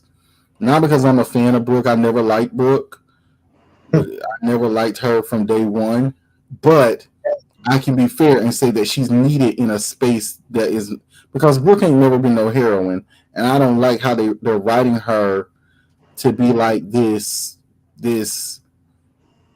this advisory mother to Hope.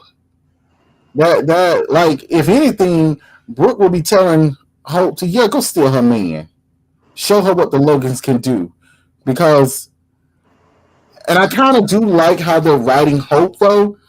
That they're not like, they need to make Hope own the fact that she can be a hoe sometimes. Like, and I'm not trying to be funny, but I'm just saying, like, make her have her. It should not be about Finn. It should be about how Steffi has made her life a living hell, and she owns the fact that, you know what, I'm gonna steal your man so you can Yeah, see exactly how you make me feel. Like, I'm not gonna. I said what the it needs to same be. shit. I said the same shit.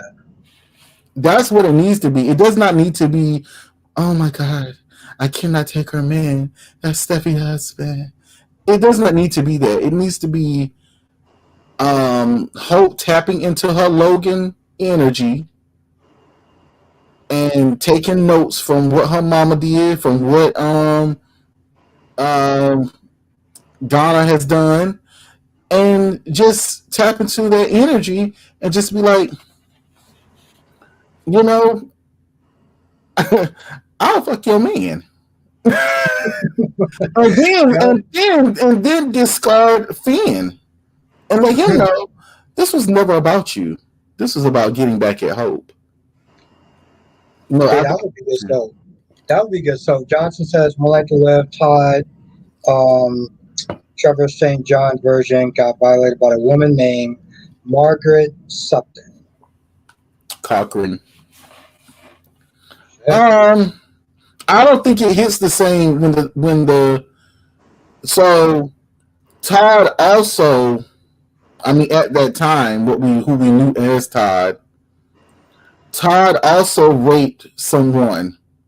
So it did not hit the same when we knew that person to be what to have done to him what he did to somebody else, if that makes sense.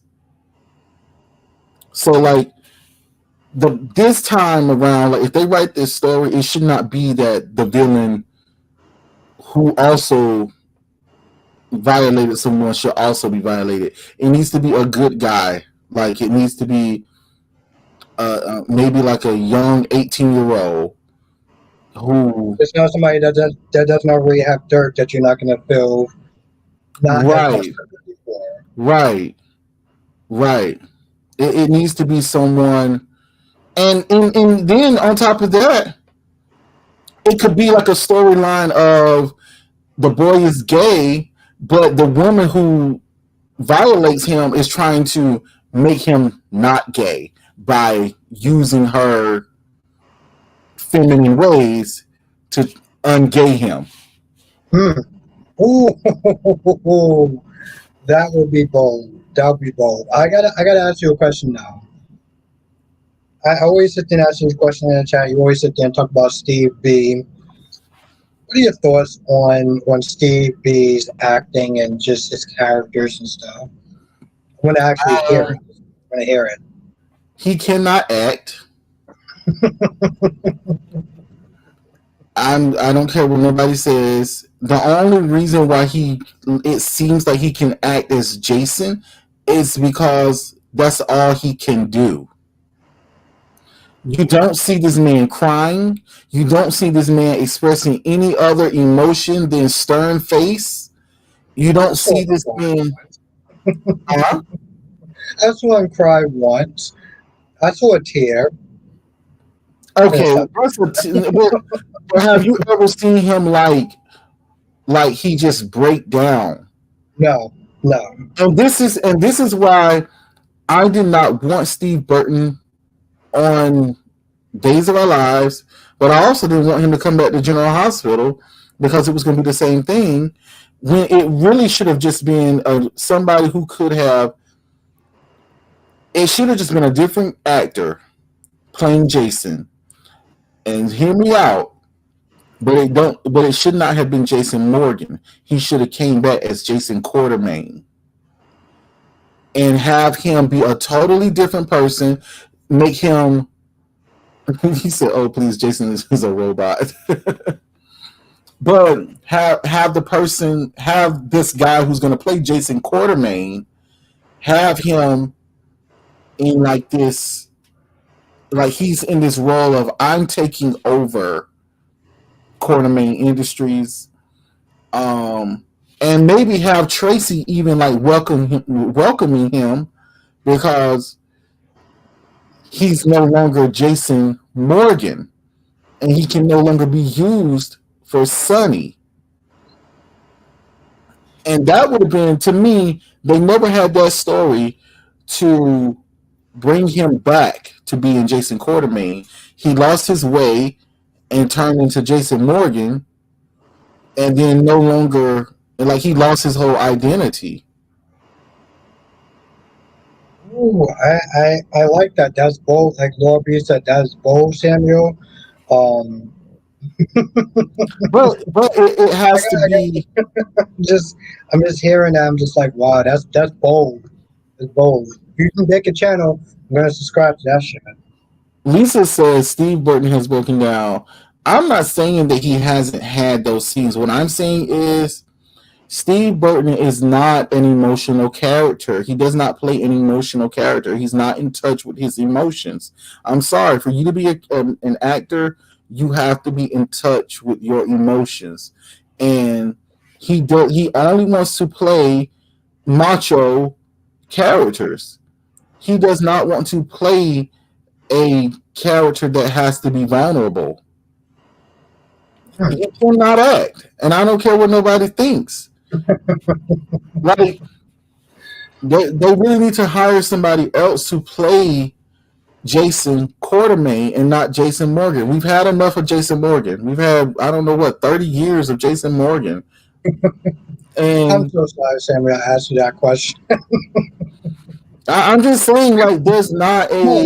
you got points. I'm not gonna sit there and say you don't got points because I'm a Steve fan, but I do get where you're coming from. Like I generally do. It's like those are some good points. That's why I want to hear your opinion. So So, and just like Freddie said, Billy Miller, his version of Jason was more emotional, and that's what I'm talking about. Like, they really should have wrote the story of Jason Quartermain and not Jason Morgan. Like, bring him back as Jason Quartermain and have the family in shock that this man, after all these years, is now Jason Quartermain, and that could have been the rivalry that could have sent Sonny in a loop, and because he would not forget his life as Jason Morgan, but he will remember, like, this is who I used to be, and make it to where he's like, have him treating Carly like shit, have him hmm, treating Sonny like shit, like, hmm, go there. Stop trying to make this the like they write Sonny and Carly and Jason like Power Rangers, and I don't like it. I don't like it. I don't like watching evil people trying to save the world. Y'all are the people that need the world to be saved from. Like, what the fuck? now let me ask you a question. Now just on that, do you think that? Because honestly, to tell you, I can see that story working out. I'm a Steve fan, but I can see that story working out. Do you think that they wouldn't have actually tried to do anything differently because of the fans? Because you know how the fans are. It's like the fans like, we want Steve back. We want him back. I don't care how. Just make it Oh happen. yeah, most Do you feel like they? well. Do you feel like we missed out on that because of the fans, or sorry, Um, the fans? yes and no. So I do know that Steve Burton came back and said that he did not want to play Jason Quartermain. Hmm. He came back and said, I want to play Jason Morgan, and that's another thing that I have an issue with. Don't let the actor tell you who they're going to be. You tell the actor who they're going to be. Sure. But I also believe that he also was. It was okay for him to come back as Jason Morgan because that's who the fan base are. That's who their panties get wet for, and I don't know why. Because I just don't like this idea that we don't need a Sonny and Jason and a Carly all in the same vortex. Like, they are all in the same damn cup, stirring up the same damn juice, and it's irritating. It, like, something else needs to happen. Is and this is exactly why General Hospital is looking real unfamiliar these days, because I was watching that episode where they finally did Finn's father funeral, where he was out at the tree and let his ashes go. Um, that seemed like an episode of Guiding Light, and then the rest of the show seemed like there's bits and pieces of General Hospital. The show does not seem cohesive, and them bringing Sonny and Carly and Jason all back in the fold. That's the reason why they're having an issue, because they do not know how to find the identity of their show without them, and that to me is sad, because Catherine on Young and the Restless has been dead for like 10 years, well, maybe 13 years now. I don't know, but she's been dead for a long time. But that show is still the show that it was, that it's always been, as far as, you know, the people that ground the show. You cannot ground. They have to find different people that can ground that show. The problem with GH, they killed all the people that could have grounded that show. They killed it off the Quartermains, so now you don't have nobody to ground the Quartermains. Hmm. They eating pizza every damn Thanksgiving. I don't even understand that trope. I'm like, That's the dumbest trope I've ever seen on this show, where these people have money and they can't hire anybody to have a damn decent Thanksgiving. Yeah, that's. I mean, I know, I get it. It's supposed to be some sort of running joke, but like, It's stupid at this point. It does not have to be every year that y'all are eating pizza. That is trash.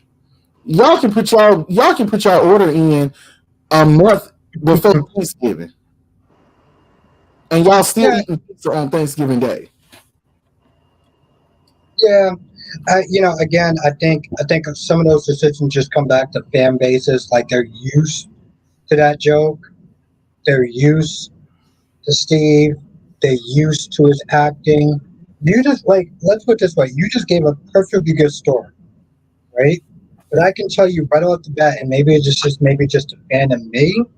They could be like, nah, bro, I don't like that, man. I want Jason, I want Steve to sit there and come back as a tough guy because that's what's familiar to the fans. I'm not saying it's right. I'm just, you know what I'm saying? Like I can see the pushback. Like I can see the good storylines that can come from that, but I can also see the pushback from the fans. And I think somebody was Smith is saying like even on Days of Our Lives, she was like she felt like sometimes the fans kind of ruin the direction of the show. And from what we're sitting there talking about with General Hospital, it's like, yeah, I can kind of see that. I can see that. Even as a fan of Steve, I was like, I can see that. And don't get me wrong, like I'm not saying that other fan bases don't have, their issues, and but I'm I just know. saying I'm just saying on this one in particular, though. yeah, this one seems to be more. I think that's now that I start to think about it. I think that's why General Hospital has always been a hard watch for me. It's not that I don't get me wrong, I don't think the show is bad. I think the show is just surrounded by things that are, um, in a lot of ways unfair to the viewer, unfair to the characters. Um, it's like the show doesn't have to be written where Carly and Sonny always wins.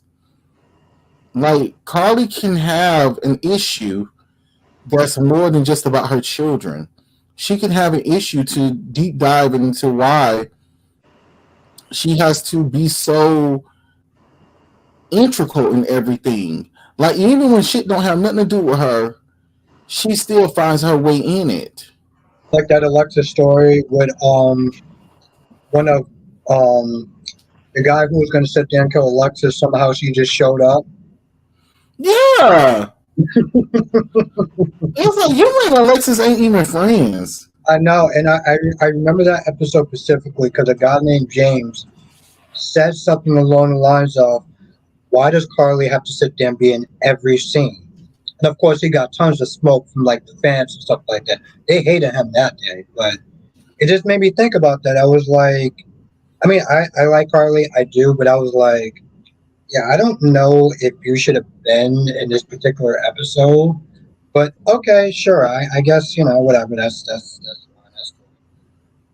fine. That's I'm sorry. I'm reading Freddie's. cool.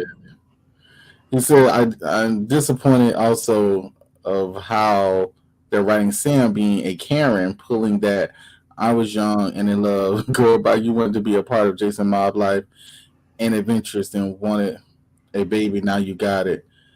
Okay, so I actually like Sam recognizing that though. See, that's growth that Carly does not have, and I Oh, think that like my thing with Sam. Sam is recognizing like I cannot be a mother to my children and chasing after your ass too. You want to be lost and gone, and you in the lost and found box all the damn time. okay. All right. So this conversation got off the rails pretty fast. I'm not worried about Freddie. Honestly, Oh Lord. Okay. So listen, you're my guy, Sam. You are. But it almost sounded like you sat there and said, you know what? I can see where Sam's coming from. She got a good valid point. It's But I'm just saying, like, I'm not saying that Sam, back in that time, yeah, it's true. That's what she wanted. But I think everybody has been dumb in love before. But now that Jason has showed up in various different versions of himself, regardless of who that was, but also having children, also seeing that love can be different with someone else who's gonna come home at night. They don't have to worry about, like, I think her and Dante is a good balance only because it's enough danger, but it's not. Like, he's a policeman, but it's good enough for him to, it gives her enough excitement, but not too much to where she don't think he's gonna come home. okay. You know what I All right. mean? No. I get what you're saying. I get what you're saying. I get what you're saying. I'm not gonna lie. I kind of had an argument with somebody who almost had the exact same similar thinking, but I get your logical point. I can follow that. I sat there and I sat there and I said, I was like, listen, boo, I don't care if you was young and dumb. You don't get to sit there and change the rules. You don't have a DeLorean. You're not going back in time.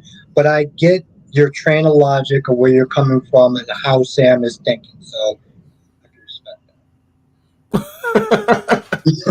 I just, and don't get me wrong, I'm not, no, like, I I do get it. want, I'm not knocking. I'm just saying, like, I get that that's how you're sitting there seeing Sam's point of view and how it's coming into light from you. So that's what I'm saying.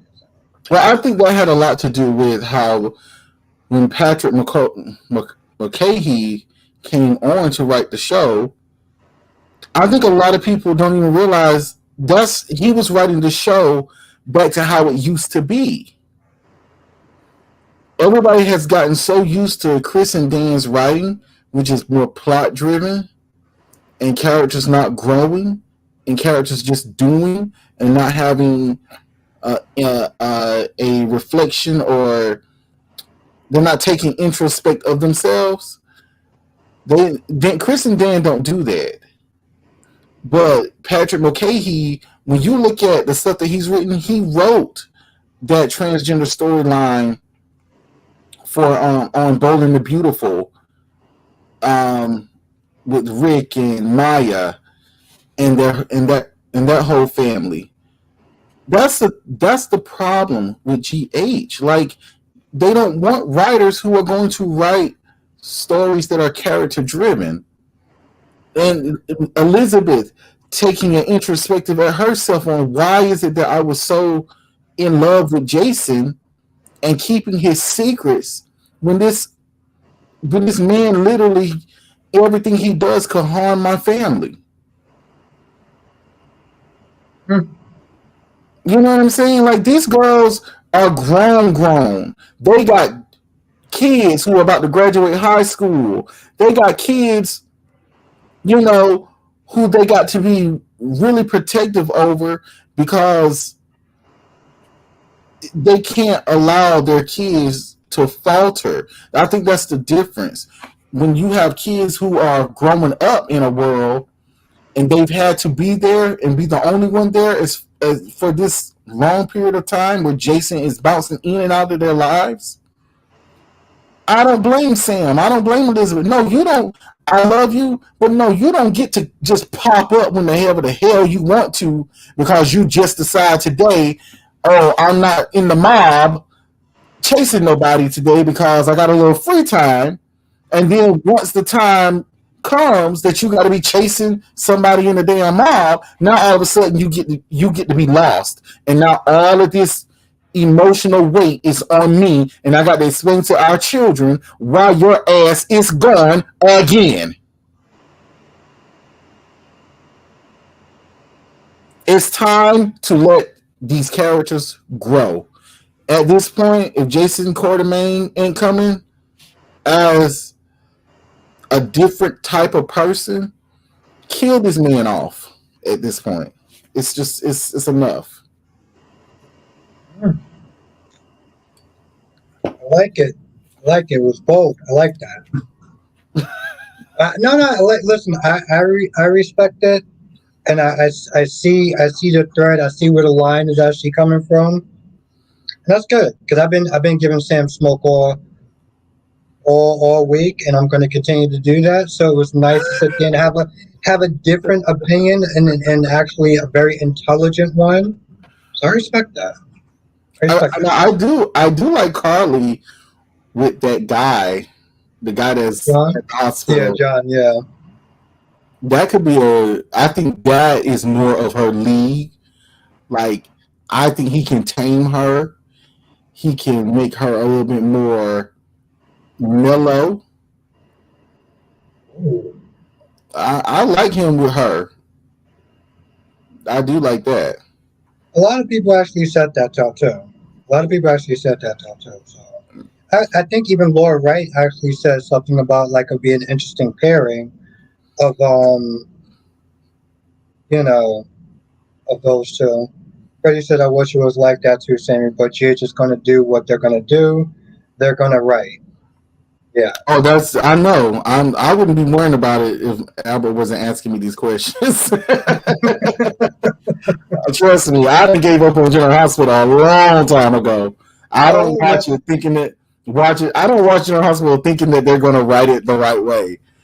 Listen, I know you gave up in General Hospital a long time ago because I started doing like different profile things like Young and Restless and Bold and Beautiful. I'm like, hey, I sit there and see Samuel a little bit more. What's good? It's like I haven't seen Samuel. Some I've been writing all those General Hospital promos or whatever. I start writing Bold and Beautiful. Oh, here's Big Samuel here. So it's like, all right, that's cool. But no, I get it though. I, I get it. so No, it's always good to see you though. so is General Hospital your favorite soap? General Hospital is, I feel like it's by default though at this point. Because I really do Mm. love Days of Our Lives. I really do love Days of Our Lives. Even on its really slow days, I love Days of Our Lives. But like General Hospital, I kind of grew up with, so it's like you're kind of my homie, even though you kind of slipping. Like you've been slipping for a while, but you're still my homie though. But I also feel like General Hospital, you get more people in here with General Hospital too. And sometimes certain parts of General Hospital, I'll sit there and pick out and be like, okay, that was probably the most interesting part. I'll talk about General Hospital. But today was all just dealing with the devil. So it's like, I'm going to talk about the Young and Restless. I find it funny that everybody is like Audra's dealing with the devil, but I'm like Tucker was the devil too.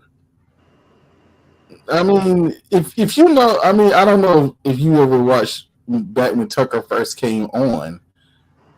Tucker is he ain't shit.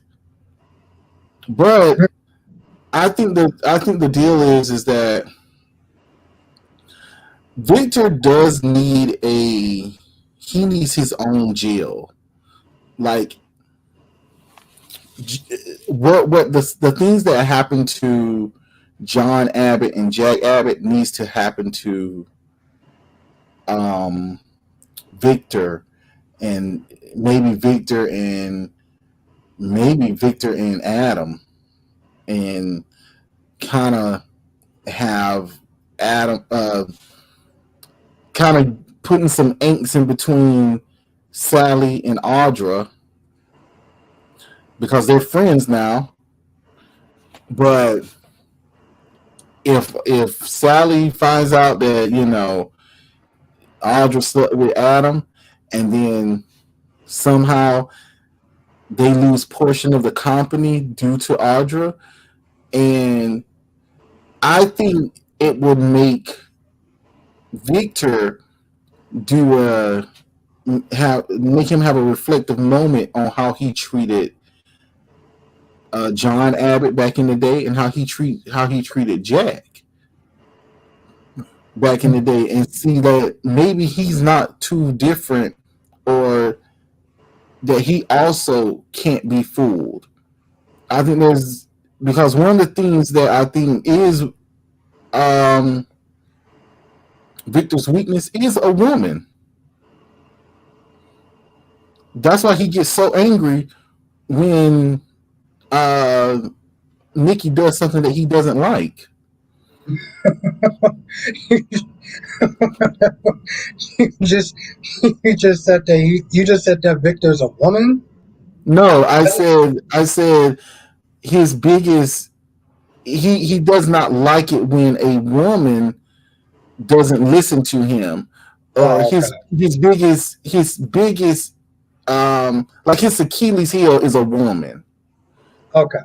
But it does not need to be like a woman trying to sleep with Victor. It needs to be because Audra has already slept with Noah. She's already been with Noah. So now it's time to maybe go after Noah's daddy, go after Noah's uncle. Like, Hmm. get them men in there fighting each other about this woman. And next thing you know, she done took like half of Newman Industries. Or, you know what I mean? And laughing in Nikki's face because it's time to set up the new feud between Nikki and Audra.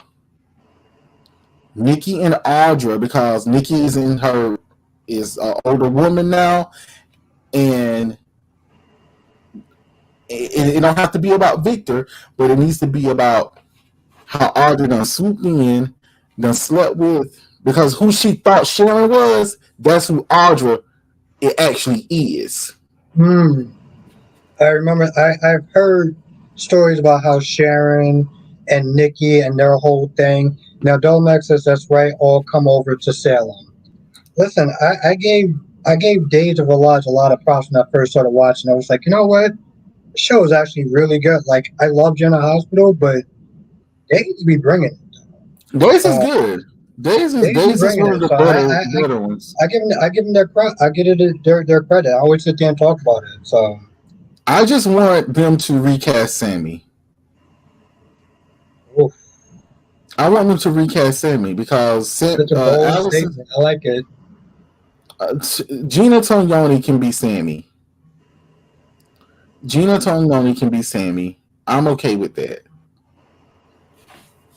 I'm cool with that, and I don't understand why we just can't have somebody to play Sammy because we need somebody rubbing in Nicole's face that her baby was kidnapped. It was her baby was stolen from her the same way she stole Sammy's baby. Yes. We need somebody walking around there who don't care about nobody's feelings. And it's actually really crazy. Like when you came on last time, you really made the chat think about like they need to sit there and have somebody that looks like the actor, not necessarily somebody that's like a super really great actor. Like as far as like we're sometimes we're stuck with somebody who's a really great actor, but they don't look nothing like the part. Kind of like Jagger. You just have to think about it. And what's good, Yeah, L.A. Price? Like it really actually made me sit there and think about that. I was like, that's that's a bold statement, but you actually got a lot of merit with that. yeah, like Yeah, I thought about actor. that for a half minute. I was like, that's actually shit. It's like Laura Wright does not look like the Carly that started the woman who started playing Carly, but she does have the chops to play the character. You get what I'm saying? She don't look Yeah, nothing like Sarah Brown. no, ooh, she she, just she looks she looks nothing like her, but she definitely plays her with the same fire. That's what I. But I want Young and the Restless to recast Jill, not because I don't like the person who plays Jill. It's because I don't want to watch you through a damn FaceTime screen. yeah. Like, if you're gonna come on the show, come on the fucking show and let's do something. Like, let's get something done. Nothing's happening with her being on the other side, or supposedly on the other side of the world, in Paris or France or where the hell she's at. She's over there, but is she in France? But I'm like Ashley and Tracy, and let's just say she's Yeah, in Europe. She's in Europe, but they have not gone to go see Gio. hmm, I did like that Abby sat down with Billy and she told him that, how my family is keeping me out of the loop. And it's not just on the Abbott side, it's both of my families, both the Newman and the Abbott. yep, I did like that. And I did like how she said, I'm angry with you too, Billy, because you didn't tell me either. yeah. And then I also sat there and I was like, listen, I was also glad that she did recognize that Tucker did sit there and say, you need to sit there and be looking for Mom Dukes. Like she ain't acting right. And she was like, she kind of kicked herself because she was so angry at Tucker. But at the same time, Tucker was sitting there telling her like, yo, listen, you need to sit there and be looking for Mom Dukes. And she's like, I should have listened to her. But I'm not mad at her for not listening to Tucker, only because Tucker has proven himself that he can't be trusted about a damn thing. So Yeah, it tracked for her to not listen to anything that he said as it relates to her mom, because the last time she heard anything about you, it was that you broke her mother's heart. So she's not going to entertain what you have to say. I get that. I get that. And and that's exactly what Billy said too. And part of me was just like, again, y'all want to sit there and act like Tucker's the problem. And even towards the end, even when Tucker did sit there and help, Jack was like, yeah, well, you did something, but it was like the only person who was actually nice to him was Tracy. The only person who actually was like, listen, I appreciate what you did. I mean, I don't really like you, That's but I don't that's want to sit that's there and Tracy's be with character, though. That's Tracy's character. She, when Diane came back, she was the first one to you welcome to her welcome her back. in. That's just who Tracy is. Tracy is like the matriarch of the Abbott family. Like when everybody, she's kind of like the mother in a lot of ways. Like she's more of the mother than Dina was. But also, um, I just wanted more of the interaction with Abby and Ashley when Ashley was going through all of her mental DID Yeah, except for that one scene, identities. yes. Like I wanted there to be like some kind of maybe interaction with the baby, or something like that, to where she could see like something's not right with my mama, something's going on, something's changing here, or maybe even having one of the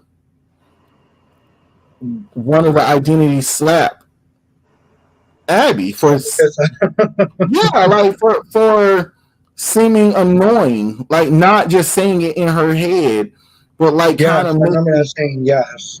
like it needed to be something that could have been more like, because Ashley would never slap um Abby. Abby, but Mrs. Abbott would. Mm-hmm. You know what I'm She already saying? sat there and said that she was already annoying, so like it wouldn't have been that much of a stretch for her to sit there and just take five to the face, and that would have been that. And I'm wondering what is it that made Ashley split, because if they're saying that is, I don't want it to be that John did something to her, because that is not going to sit well with me, because John is not that kind of father. He would never do that. The only thing that I can think of is that it could be her paternity, where her biological dad, maybe her biological dad had DID and she didn't know much about him. Victor? Isn't No, Victor her? no. Victor is her baby Oh, yeah. daddy. Oh, yeah, yeah, never mind. Never mind. I had a little bit too much drink. No, you're right. It took me a second. No, I can't remember her dad's name, but I'm wondering if there's like maybe like a like she could reach out to like maybe like a brother or sister on her dad's side that could give her more insight about who their dad was. I Hmm. think it's got to be, I just don't want it to be nothing about like, oh, she was touched when she was young, oh, she was, I don't want none of that because Yeah, I remember Smith saying the video with you and DC, and y'all were talking about that, and y'all were just like, yeah, let's just hope that they don't go that direction. Like I don't know much, I don't know nothing about John Abbott, so like I guess for me it wouldn't sit there and be like it wouldn't hit me the same way that it would sit there and hit like you and DC because they have more history with the show. You know the show more. You know the character more. So if they would have sat there and like retcon that and be like, oh, he actually did something, y'all would have been like, what the fuck? Me, I would have been like, oh, that's crazy. But I don't yeah. have the history that y'all have now, so it's a different perspective. If that makes sense. And and really, what would have made it even better is if Nate's mama came back to the show, and because she's a doctor, and she might have could have been the one to help Ashley. I don't understand bringing in this therapist, and like the therapist and Olivia could have been working side by side to help through through medical and through therapy, helping Ashley figure out like what's going on with her, or nursing her back to health, where the identities they all they all form into one instead of splitting off. No, that sounded like it would have been a much better story than what we got. Um, Yeah, shit. Sam, you should be working for like Young and Restless. Like, I you know what I always that the crisis kept was something I always wanted to do was, but I grew up in a small town, so I just didn't know how do you even go about like writing for a soap opera. no, no, Like no. I know. I'm I just saying. Like, I feel like you would actually be good, but I also feel like you would be good as far as the YouTube channel as well. So, I would love to have written for a soap opera. That would have been like one of my dreams. But yeah, I feel like you can still do it though. Like, I mean, why limit yourself? well, I mean, it's not that. It's just more so like, well, soap operas are not like as big as they used to be. Like I'm surprised, to be honest. I'm surprised that they're not soap operas that are like on Netflix or Hulu. And what I mean by that is like they should have like daily soap operas on there too. Yeah, I agree. That I agree. could, I think, because you got enough people to watch this stuff and watch it in different ways. Like you don't have to watch it every day, but you can just let the shows build up, and then people just watch them. Watch a whole week in a day. I would Yeah, love to have written. I I just want soap operas to be better at how they do the families and like how they lift up the generations, because we can't keep. and also how they do the black people. And Yeah, they write for black characters. Yes, I will sit there and concur with that. Um, I don't talk about race too often because sometimes it just gets a little heavy, and I just start to get a headache with certain people. But I do think about that. It's not something I don't sit there and think about, chat and you and everything like that. But no, you are definitely right. Like even when you sat there and said like Lily, you play her as a valley girl, and it's like that's not who she is. Her mother's Drusilla. It's like what are we doing? Um, the rolling over and stuff like that. I can yeah, yeah. I can go on for days, but no, you are 100% correct. So like I definitely agree with what your Smith is saying. But before we sit there and wrap this up, anything you want to sit there and say for to everyone before we head on out? That's why Samuel, um, again, thank you for just joining me. Really oh, appreciate you. You are awesome. um, if anything, I did want to say about gay characters. I want gay characters to have a full life on these shows. I do not want them to be comedic relief, just only comedic relief. I do not want them to be um, some off-screen parents that we only see twice a month. I So we're talking about don't. Leo and Mariah and Tess so far. Okay. Yes, we are. Um, I do not want trans people to be considered just people that just are fly by night. Like I want these characters. They're kind of they're kind of stepping it up with Leo, with him going to therapy with Marlena to figure out why he feels like he's unlovable.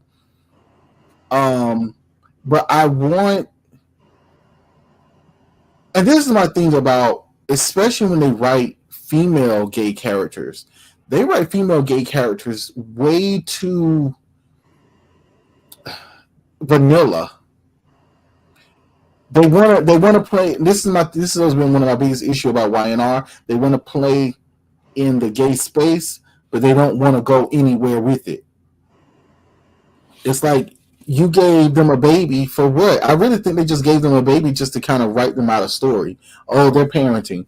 Oh, they're taking care of Aura. Oh, or whatever the hell her name is. I don't know. The baby's so irrelevant because the parents are irrelevant. But you don't have viable gay characters, in my opinion. There needs to be like um if Leo is going to blackmail someone, why did it have to be with Sloan? Why couldn't it have just been he found out EJ slept with a man Hmm. and and EJ has to confront that he's actually bisexual and nobody knew it? Like why can't I can't think of the character name on GH who's trans. Oh, Terry. Why can't Terry um start a home for trans women and help trans girls who get kicked out of their homes or somehow I don't know, like if you're not gonna write them right, why even bring them on in the first place? Besides the That's my check whole mark. thing. Besides Smith there giving them Yeah, check marks and just saying, "Hey, listen, we support the LGBT community." And it's like, there you go. but You're it just is, doing this for a check mark. but with them getting with this country trying to get rid of diversity, equity, and inclusion, they're not gonna have to worry about it. So they, I guess they'll check their boxes even better now. They don't even have to worry about it. Yeah, it's sad, but like you're right. I made a short, because tomorrow they're gonna sit there and show Terry on, and I'm just like, so let me get this straight: it's Pride Month, it's the 20th, and now you decide to sit there and put in Terry? Like, seriously? Really? We didn't see her all month, but towards the end of the month, we're gonna sit there and show Terry for one episode, so they can sit there and put their check mark, their quote, to be like, oh, we support the LGBT community. See, we did something right. It's like, no, why you didn't. why isn't Terry helping Elizabeth's son with his Oh my gayness? God! Yes, exactly. See, this is exactly what I'm talking about. Right, like where is Brad? Where is Felix? Lucas, where's Lucas? Lucas? Where's Like Tobias? where you got all these you got gay characters on this show, but the one guy that turns out to be gay, the one child, you don't have a support system around him. I mean, wasn't there a scene like a few months ago where he was getting bullied? Yes, and he had like pink. He had like pink Yeah, stuff what on his happened with picture. that? What happened with that? They just forgot about that. And why can't it be that the person who's bullying him is? I'm sorry. Let me just say this. Why can't a character? And I know we gotta go. But why can't a character that people love be homophobic? Carly, in my opinion, could have been homophobic. I don't care if she has a brother that's gay. That don't mean that she like gay people. Ooh. Like she could be. It could be interesting for her to treat gay people one way, but treat her brother one way because it's her brother. Like to tell that story, that dichotomy. Like, well, you're different because you're my brother, but I'm gonna treat Brad, Felix, Terry like they're the alphabet community. That I mean, Carly would be the perfect candidate to be. I'm sorry, Carly gives me homophobic Yeah, it's because funny. What you call it said. Kyrie said that TJ, be interesting if TJ was homophobic, and that's another reason why she doesn't like Christina. uh, I can understand. Now, see, it would. I could not put that on TJ because TJ don't strike me that he would be Yeah, homophobic. He just strikes me that he's just being very cautious because he knows who her daddy is. He knows that Christina can be flighty, so that kind of tracks. yeah, I think this would be the one because Carly is so bold about everything. This would be the one time that she has to like keep something to herself that she's trying so hard to hide, like trying to hide the fact that she is homophobic, but telling that story of, well, I treat Lucas different because that's my brother. I love my brother. I don't like gay people because we know people like that. We've heard people who have said, I treat my brother and my sister this way because they're my brother and sister, but I yeah. don't like gay people.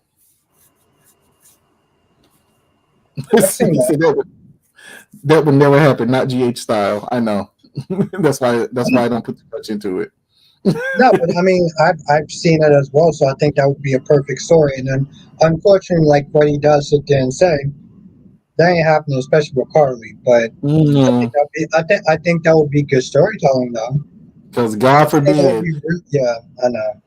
God forbid, Carly is a bad person. Yeah, it was actually really crazy. I was sitting there thinking, I was like, they got to put you in a writing room of Y&R, but they really need to put you in a writing room of GH because I feel like GH definitely needs your talents more than Y&R. Y&R isn't perfect, but GH, they need Samuel's talents. Y'all don't want me in I'm in GH your writing room. smasher. I, I'm in I would your have somebody. I would have somebody put Sonny in the. What did Rick do to Carly when he locked her up in that room? Oh, do you mean the panic room or whatever? Panic room. I'll put his ass in that panic room for about a whole year. Like, and when he come back on screen, he'll be gone for a whole year, and then when he come back on screen, he'll be in the panic room. See that I feel like that's the tourism you're talking right now. And you know who will have his ass in that panic room? Miss Wu. I would actually like that. I would actually like that. I mean, people probably wouldn't like you, Samuel. I would actually like that though. I But think that would actually be interesting. you may not like me, but your story will never be boring, and your story will be really good. I'll give you a reason to like Sonny rather than I'll give you the right reason to like him, and not the wrong reasons. See, see, chat, and this is the reason why I endorse Samuel to sit there and make a YouTube channel whenever he has time because he would definitely kill it. He would Well, I kill it. have time. I have time in the summer because I'm not working as much. Like I got more freedom, but I'm working a lot, but I'm not working as much. No, listen. At the end of the day, I get it. I just like when I saw DC, I was like, DC, he's actually really funny. He's charming and stuff like that. He made his own YouTube channel, and he was, people love him. And I'm like, I think that you would actually do really good. You know, I mean, I think you'd be bold. You'd probably sit there and say some opinions that rub some people the wrong way, but I think you would actually kill it. I think you would kill it. You know. So that's just my I'll that's just my definitely think about it. I'll definitely that's think about it. my 2 cents. But the chat like, yo, listen, they would also sit there and they would also sit there and watch your channel. So some people may be like, I, some people be like, Sammy, you kind of rub me the wrong way, but I'm gonna rock with you though, because I like where you're going. Even though I may disagree with you, I like where you're going. So, I just try to give a perspective that it's not about your favorite character on a show. It's not about that. These shows are an ensemble cast. So even if you like this character over that character, vice versa, it's about making the show be as valuable as it possibly can, rather than it being about, well, fan who's the most service. loved character.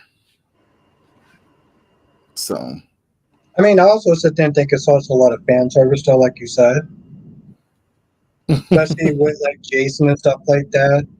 I feel like we can miss, and just in general, I feel like there's times we can sit there and miss out on a lot of stuff because they're more worried about fan service and charts and stuff like that. So I feel like that's yeah, I can say that. I want Alexis and Molly to have to go head to head in the courtroom. Listen, I heard back in the day, I was like, people were simply saying like they should have made Alexis somewhat a lesbian with the whole harmony thing. Like people wanted that. People wanted that shit. I mean, we Um, knew it was gonna happen, but people kind of wanted that. I'm just, and it seemed like they were kind of teasing it a little bit, but they just was like, "Nah, we not gonna do that because reasons." trying to make it where this is why Alexis can't keep a man because she's really a lesbian. Samuel said Okay. that. I didn't say that, but yes, that's actually kind of funny. But no, again, I want to thank you for coming through, Samuel. I You're appreciate you. I welcome. appreciate your time. Once again, you killed it. Very, very, very interesting, man. I like you. I rock with you. And I appreciate you sticking with the channel, even though a lot of times I'm very GH heavy. But I try to mix it up a little bit. I ain't forget what you said, Sammy. I ain't forget what you said, but I appreciate your input, though. I'm just like, I can't watch anymore. It's too GHAV. But for me, I try to go where the chat goes, and I do try to mix it up a little bit. I do try to watch all four of the soaps. This way, we can always kind of switch up the topics. But again, I just I appreciate you. So Yeah, I appreciate you too. thank you. Endorse Samuel to sit there and get a YouTube channel. Well, I know you kind of have a YouTube channel, but when you start talking about soaps, definitely support this man. Um, I want to thank everyone for joining. Appreciate every single one of y'all. I appreciate you, Samuel. Thank you again. Um, and yeah, hopefully we'll sit there and see you in the next live stream. All right. Well, y'all have a good night. I'm finna go back to sleep. Bye later. Thank you, Samuel. Appreciate you.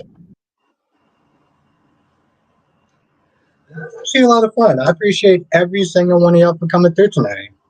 Thank you, thank you, thank you, thank you, thank you. Um, have a great night. I appreciate every single one of y'all. I done said that like 3 or 4 goddamn times. All right, I'm tired. Have a good night, Island. Have a good night, Lakeisha. Have a good night, Cherry Ice Cream. Have a good night, Freddie. Have a good night, new person. So I didn't sit there and say your name, Crystal Lynn. Crystal Lynn. Thank you for joining us tonight. And there was another new person as well. Have a good night, Jonathan. Have a good night, Freddie, Lakeisha, Dolometics. I think most people are actually probably at Kyrie's live stream right now. Let's say something. Before I end this, I want to sit there and say something. Not leaving just yet, but I'm gonna leave in a minute. Let me see. So I'm just curious. Right on target. Yeah, that seems about right. Have a good night, Queen Becky D. Jonathan says, join us next time for another edition of Soap Chat with Dr. Bostic. Thank you so much, my friend. Um, Appreciate every single one of y'all. Have a good night. And yeah, I will see y'all in the next live stream. Laters.